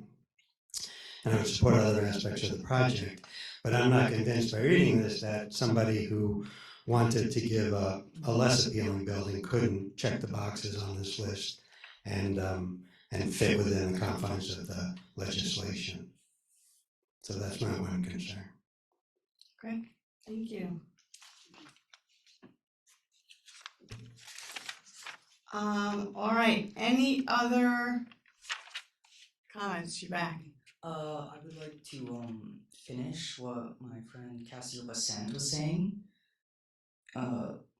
If we let 50 North Greeley get built as it is right now, we miss out on that progress. If we stop 50 North Greeley from being built, we also miss out on that progress. In order to make our town more diverse, equitable, and inclusive, we must turn 50 North Greeley Avenue into an affordable housing development and then let it be built. I truly hope that we will make this first step down a path towards Chappaqua that is a more welcoming and supportive of all. Okay, thank you. Can I talk for a minute? Sure. I want to thank everybody, the town board, everybody from the town for being here, everybody from the public for coming. I'd like to educate you young people a little bit and everybody else in town a little bit. Owning real estate comes with the ability to do things. It does not allow people to strictly dictate what can be built on a site. It does allow input, that's why we have these public sessions. The site currently is retail. It can continue to be retail. Walgreens is no longer the tenant. Walgreens has left the building. In the near future, if we do not come to a conclusion here, the Feinberg family will have to lease that building because financially they need to. I am just the poor developer here to help. We've been doing this for quite a while, and we are all working to get somewhere, hopefully. That's why we all keep coming to these meetings. That being said, there are certain things that can and cannot be done. If the building was all affordable, nobody could build it. It financially would not make sense. There's a cost to build a building. To build it all affordable, it could not be built today. The building that was built all affordable in town was built under different circumstances with tax incentives, etc. This building could not be built all affordable. It was owned by a private entity. So just so we can end that conversation, will never be a fully affordable building. There are certain things to make this project work. There are certain things that don't make it work. We've been playing this game of push and pull. We're here to try to work to figure something out. If we can't figure it out, it's not going to be a two-story building. It will stay as retail. We have been trying really hard to figure out something to work. So I hope everybody understands we continue to try. We have been working in every different parameter to get there, and we hope we will get there. But it's not as though if it's not this or that, or it's 42 units, it's 50 units, it's 4 stories, it's going to be some iteration of this, or it's going to be retail as it is today. And that's not a threat. We're not saying this. We're saying because we're trying to figure out a solution, but the alternative is its existing condition, which we hope it isn't, because we don't think that's the best use for the site. It's asphalt and single-story retail. That's not good for the world moving forward. So we're here, we're willing, we're able, and just know it's privately held real estate that we'd like to develop. So I have a question for you. A gentleman who spoke a while back online, Robert, I forget his last name, he was asking us whether we've asked you for a redesign. And, you know, he was right to ask that, and in fact, to be fully transparent, we haven't. The board has not asked you for a redesign of your model. And, I'm We've redesigned mindful, it 10 times. but I'm mindful of, what people have been saying about the style of architecture. Yeah, I mean, I appreciate everything you've done thus far and, rejiggering things and adding and subtracting, but I'm talking about architectural style. Sure. So what do you, what do you think about that? What if, I'm not at all sure that the majority of the board would want to ask you to do this. Well, But just hypothetically. so is that- in the I work, actually did ask him to do that. I've been asked this several Oh, I times. didn't know, Yes. but it's, yeah, I'm curious about that because We've been we asked have this a win-win several situation. times. And we actually sat in the working group sessions and we went through Tom Curley's plans. And there's constraints of this site. You have a train line behind you. So there's a buffer zone. You can't open windows up against the train line. The site tapers. So if you look at our design, which we can pull back up, I can take the time and show everybody why it's designed the way it is, why there's only windows facing Greeley, why the courtyards are the way they are. I spent the time with Tom going through his designs in multiple different workshops. Also, a lot of his comments, which some of the end results were just to take our building and make it so it couldn't be built. And our architects spent a lot of time going through that with him as well of the redesigns. So we can redesign aesthetically, make it a different color. Again, this is a site plan. It's not gonna necessarily be this color. We haven't gotten that far. We've been here for almost a year and a half going I through. just asked you about colors last week. Yes. I don't know that it's about color, it's about architectural style. Tom told, and I'm not very familiar with architecture, I know something about it, but Tom has informed us that this is called brutalist architecture. Maybe our architectural board member could expound on that. But And before we go there, it doesn't sound like a very nice thing, but it's a style, and so I'm just curious about. I'm gonna make What this one style comment again. of Tom doesn't own the architecture? site. I had this very rough Right, conversation no, with that's Tom. not the point, I'm I'd talking love about to architectural finish. styles, so I'm understanding what you're saying about the constraints of the property. I'm just talking about architectural style.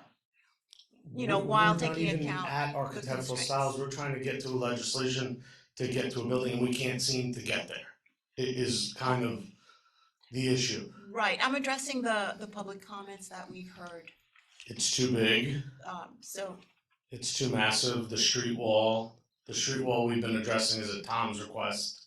So, yeah, I'm Tom- just talking about architecture. I'm not an architect. Brutalist architecture. Yeah, I'm curious about that. It's not, I'm that's not, more like. we're I'll not, defer to you, I'm not an architect. I don't know what I'm it's style. called, I don't know what it's called, I'm just curious about the style and whether. Brutalist architecture. Yeah. Brutalist architecture tends to be concrete and more raw, so I would not describe this as brutalist I feel like architecture. communist architecture is kind of more brutalist. It's true. I I guess the visited some point of is it. to, for the building to draw attention to itself and that it features the basic, foundations of the building. So again, I'm not that familiar with it, but I'm just wondering about differences in style and whether that can be something that can be changed without changing the function. Well, you could argue, there's massing and the breaking the scale of a building. And then there's the skin and the dressing up of the building, whether it's glass. If somebody wanted something that was more historical, that fit in more with colonial architecture or some, if you look at some of the other buildings in town, you could put wood siding on it. That might be less offensive to some people who don't like more of the big blockiness of the building. You could dress it in different materials. I mean, there are ways to do it. I think that the materials should fit within the massing and the character of the building. And this is clearly a sculpted building, right? I mean, you've got 4 stories, but you've got these big carve outs on the upper stories for the courtyards, which I think break up the scale of it very nicely. And it's certainly, cut out in a sense. It's a sculpted building versus a box that's kind of decorated with a certain skin and maybe some architectural jewelry. It's a different technique. Correct. But I wouldn't call it brutal. But I do think that I didn't call it that. Yeah, I do think that, somebody making a statement that it's out of character and it's too dissimilar, I think it is to some extent. But I also think it could be a very exciting addition to the downtown area. Right, I'm not really necessarily asking for, everyone has an opinion about what they think is nice or not nice. So my question goes to whether it is possible to change the architectural style, apart and aside from whether we like it or not. Is Sure. it possible to change the architectural style while maintaining the function? Oh, absolutely. You could have a more traditional boxy. I mean, that's what Tom Curley was aspiring to. He would like to see something more flat facades with a more traditional material on the outside. So yes, you could, and you're right. Beauty is in the eye of the beholder, and architectural can be very judgmental, and you know, people have different opinions and views. Yes. But I think what the issue is, and what, after Tom showing his iterations, were to what Tom showed and what Tom provided. Your parking was an open parking lot at the back of the project. It had 30 some odd units potentially. One of his scenarios had 4 stories, one of them had 3 stories, one of them I think had a 5th story. There were so many different variations. Some of them went into the drive lane. There were so many different variations. Some of them had windows on the train tracks. So we had multiple iterations before we ended up at this. We had ones that we looked at and said, we don't think this would be the best product to use because you wouldn't have the proper light and air.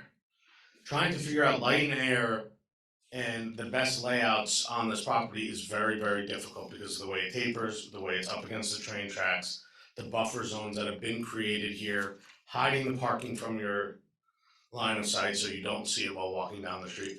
Those are all things that were taken into consideration and took quite a bit of time before this was presented. So the iterations, we can show you what we did prior to this, which I don't think would be a successful project. We're happy to show that. This took quite a bit of time, which we think will be a good project to be built and a successful project. We can certainly design something that we wouldn't want to build. We can design a 3-story project that could fit units. The people across the street would not be happy about it. You'd be looking at a flat rubber roof. There are certain things here that we tried to accommodate all of the different aspects and requests from the town, from the neighbors, from meeting with them, from hearing what they wanted. We're never going to make everybody happy. I learned that a long time ago. I stopped trying. Try to make as many people as we can. And hopefully we'll get there because we're truly running out of time. I guess my next question would be for the board, for us board members. And unfortunately, Ally isn't here, but is another iteration changing the architectural style? Is this something that we want to ask the applicant to do? I don't know if he would do it. I can tell you I'm not going to. You don't have to. I don't But is need that to. I something don't that want to. we would want to ask? I don't know. I mean, I'm not sure that it would be beneficial at this stage. Yeah, I just want to agree. explore all of the options. I think we've had have. comments.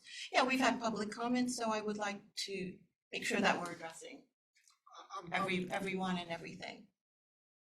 You know, I think that the applicant's been pretty responsive to a lot of these comments. I understand where things are coming from. I've seen different iterations. I know the applicant has looked at different iterations. I've certainly talked to you about different ways to, you know, to have it colored, to blend in. Like, we've talked about all that, and they're willing to do that. Again, this is not site plan review.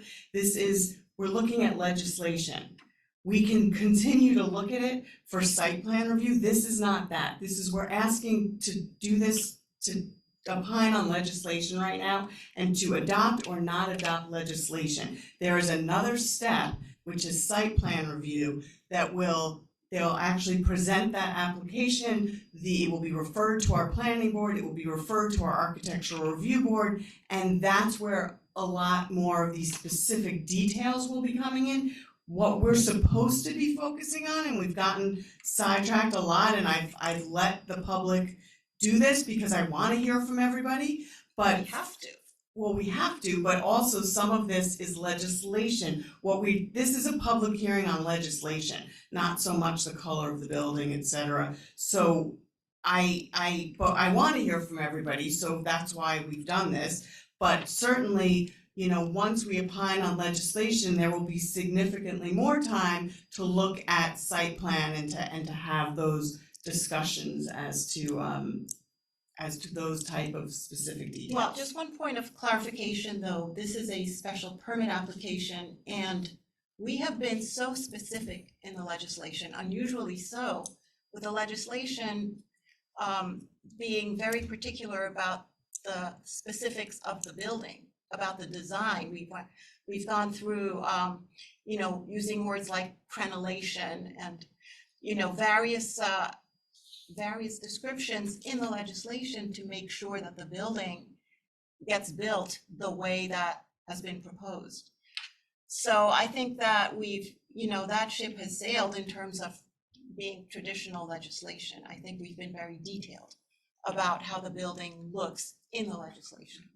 So one of the reasons we did that is because to have a building that is not crenellated, to the extent that's a word, I think we've thrown that word away, but is because if it's one massive building wall, the building will actually look larger and have a visually greater impact on the downtown than one that has cutouts and public spaces and air to breathe. For the pedestrian experience of residents just walking down the street, the fact that it has additional setbacks, that it has these openings, I think that's something that we want, because we've heard that from residents, that the last thing we want is a giant, massive building, that you feel that more than you do something like this that's separated essentially into additional buildings. That's exactly my point. The legislation includes a description of the building. So that was exactly my point.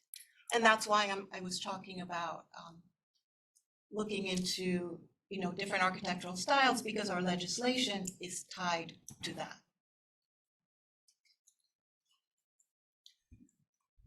I mean, I don't see the need to do that. I think it's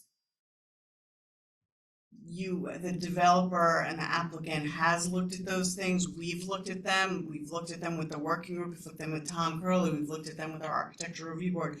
I agree with Holly that I think it wouldn't be helpful at this point. Jeremy, do you have any thoughts? Yeah, I think I don't have any visceral objection. That seems extreme, but I don't have an objection to the style. I'm not an architect, and people can like different things. I think at this point, that's not the question in my mind. I'm, for lack of a better term, okay with it, whether I personally think it's beautiful or not. So I don't think we need to step backwards in that direction. All right, so any other thoughts from the town board? Or from? Well, do we have to now, for Ed, for you to make this next decision to move this ball forward one way or another, we still have the unanswered question of units. And we also have the draft legislation. There were some changes in this version that I just want to walk the board through. Maybe not all of them, depending on where the board goes with this alternative, some of this may change, but I just want to point out what we did try to pick up from the last public hearing. There's some wordsmithing on page 2 with respect to the off-street bike and e-bike parking, not substantive changes there. If you go to page 4, I just want to point out the reference here to the 1 space per unit if on-site car share is provided. And the reason I'm doing that is because there was some discussion earlier about whether it's going to be 1 car share space, 2 or 4. And I just want the board to see this level of detail. There's no need to try to spell out some operational features of the car share in legislation. That can be worked out later. What we're doing here in this table is setting a minimum standard for parking and referencing the car share in relation to that standard. So if car share is provided, these are the ratios. If it's not, well, it's 1-to-1. If it's provided, these are the ratios. If it's not, again, the details can be worked out later. I think that brings us to 14, the design section that we spent a lot of time on. I will say that section A, this is the reference to the comprehensive plan, and I just wanna, I know the board is aware of this, but, you know, the goals of the comp plan that are relevant here, goal 2, goal 3, goal 4, goal 5, goal 14, these goals speak to policies. A policy to locate higher density in the hamlets, to facilitate a range of housing types that are affordable to a diverse range of populations, to provide a range of housing types, to encourage the placement of housing units of various economic value throughout multi-family districts. I mean, I'm paraphrasing, but the idea is these are policy statements. These are not design statements, architectural statements, or even bulk standard statements about how big something should be. So I know this language in 14A came out of our first working group meeting, and it didn't start out this way, it landed this way. I've been entirely happy with it. I don't know that trying to marry the scale, massing, and character with goals of the comp plan is a bit of dissonance in that statement for me. So the board may want to think about either taking it out or revising it. And Maggie did have a good point. Yeah, I think I disagree with the point insofar, and I know Sabrina has said this too, the idea that this is inconsistent with the comp plan. I think that it's clear that it's consistent with the goals that I just read and the other content that's in the plan. But again, just the idea of trying to pair design goals with goals of the comp plan, I think it's a little bit of a square peg in a round hole. So, I mean, I would suggest getting away from that particular language and either just dropping it. I don't think it's necessary. Legislation has to be consistent with the comp plan, and we find that it is. So I don't know that we need to say that in the I would like to take it out. I'm okay with that, Yeah. yeah, we remove the whole thing. So then the other changes are on the next page, just a couple of blanks that need to be filled in, for lack of a better word. The 10 feet setback from the curb, that's in Roman numeral 2. That's a little bit of a placeholder. I think it's probably going to wind up to be close, but we have to just, from a technical standpoint, zero that in at some point. And the other one I would point out in F, 4,000 square feet. Now that is really just a takeoff of how much they're proposing and trying to give them a floor, but at the same time allowing some flexibility. We also talked about the fact that commercial uses would be permitted. We actually made a change in the parking table for office and medical office. So that's a possibility in terms of the ground floor commercial, but Did we say office and medical office? I thought we said no office or medical office. no, that's been added to the table. Because that doesn't really activate the space. Well, but it's a permitted use in that district, so unless you want to require 100% retail, I mean, that would be a change. I would get away from where we've been with the legislation. In terms of the 4,000 feet, it was an effort to put a floor in with respect to retail, public-facing retail and restaurant, but again, allow for some flexibility. So at 4,000 square feet, if I compare that to, if we don't include the arcade space, just for argument's sake, it's about 73% then would have to be dedicated to retail/restaurant. Now that's the board decision. Maybe that's not the right percentage, but I just want to point out that that's a decision point. Okay.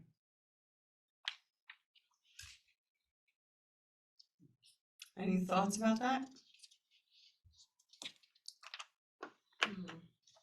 Kind of a hard one. We're talking about office space and medical office as opposed to retails. No, to say that approximately 75% of the space must be restaurant or retail, but we'd allow the extra 25% to be office or medical office, things like that. We've never seen the legislation, just to say, when you say 75% restaurant and retail, interchangeable. I don't know why you've not seen the legislation. We never got the latest draft. It's been in the packet since Friday, but We didn't get a packet. it's posted online. You gotta follow these things. So We should make sure Everybody's getting a copy of this legislation. We should get them sent, so. It's, look, it's not something that we have to resolve tonight, but it's, But I'm asking the specific question because if you're saying that it has to be, right, if a restaurant It goes out of says- business, No, it says of all the retail, it says at least 4,000 square feet of must be public facing retail or restaurant space. of your 6,400 and change, 4,000 has to be restaurant / public facing retail. right, but what is restaurant / retail? If a restaurant goes out of business, we can't rent it, it can just be regular retail. What's the It can be, it district? doesn't have to be, it's not deciding between restaurant and That's all I'm retail. asking, because we have. It's one If the category. It's one restaurant, category. if the restaurant goes out and you can't replace it, you'd have to come back and ask for a variance, essentially. If you Or can't the replace alternative, just all with the retail? Retail. Or retail. Oh, it can just be retail, Re- whatever. Public facing, right, but if you said to us, it has to be office space, 100% No, office. I understand, that's but It it's doesn't retail, say whatever 2,000 categories must are be in this. the Yes. district now, right? Right now, the retail section in that district has certain retail categories. correct.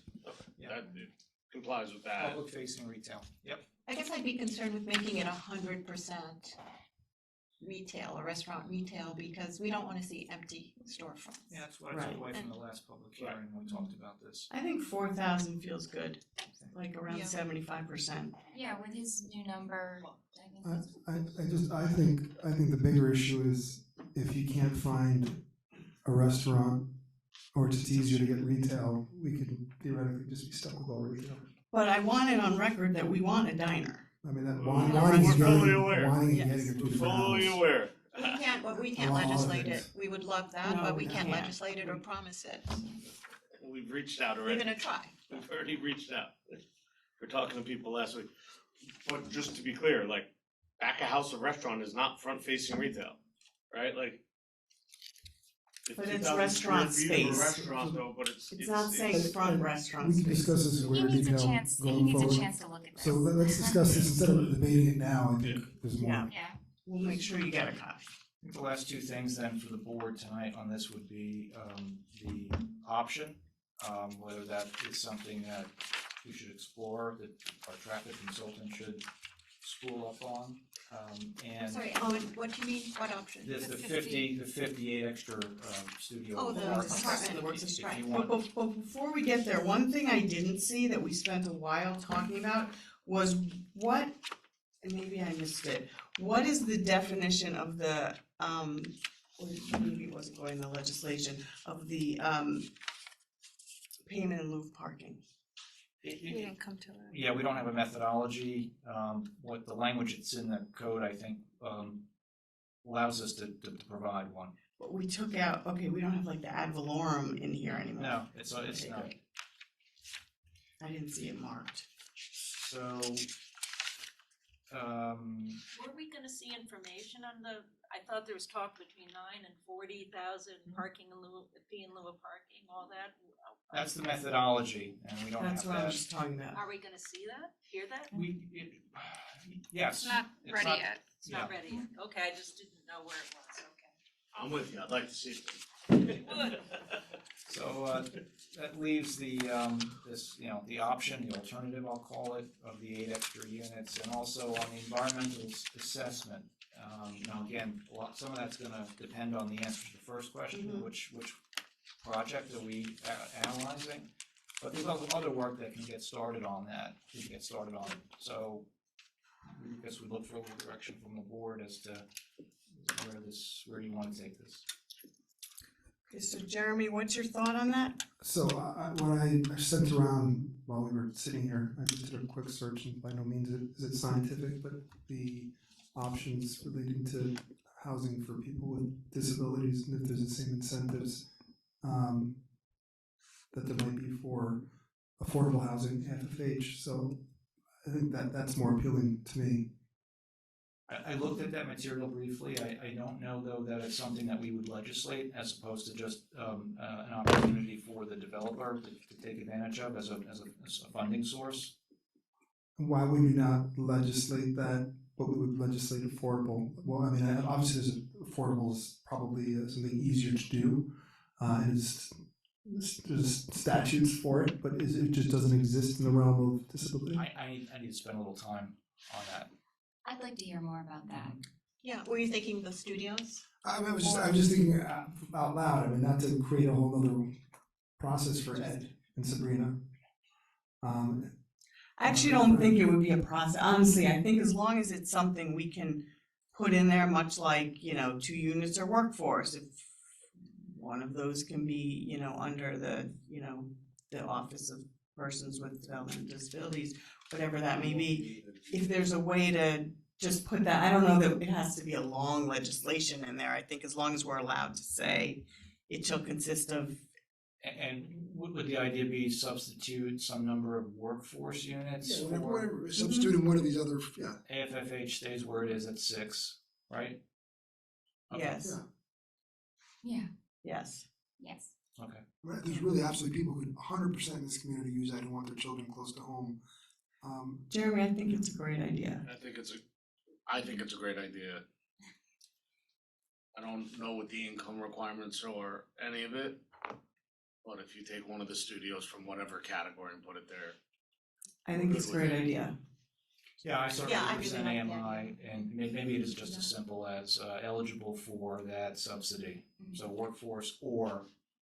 So then it sounds like, subject to our getting comfortable with the parking underneath the building, that we're kind of choosing option 2.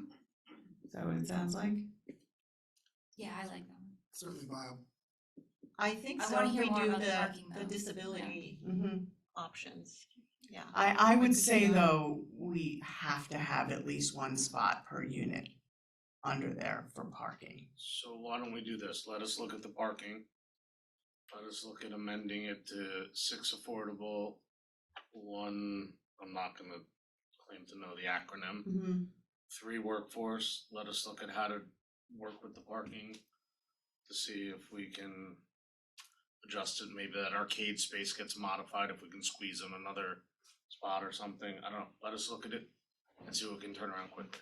Okay, Thank you. all right. All right. So in that case, I think we will adjourn this public hearing until our meeting on August 8th. Correct? Just so move it.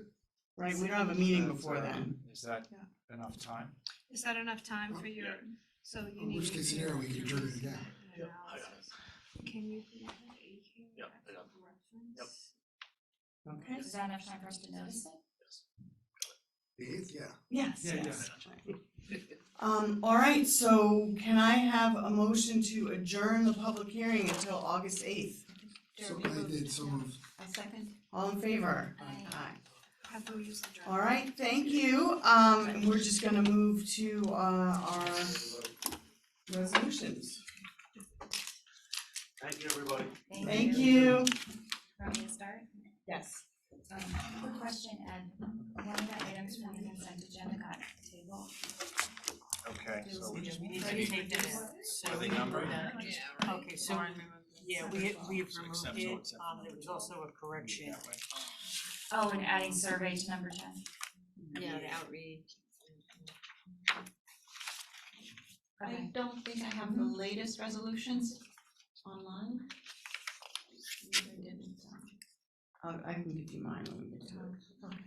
I move to adopt items 1 through 12 with 1 through 23 with the exception of number 12 and the amendment to number 10 as listed in the consent agenda. I second. All in favor? Aye. I'll keep going.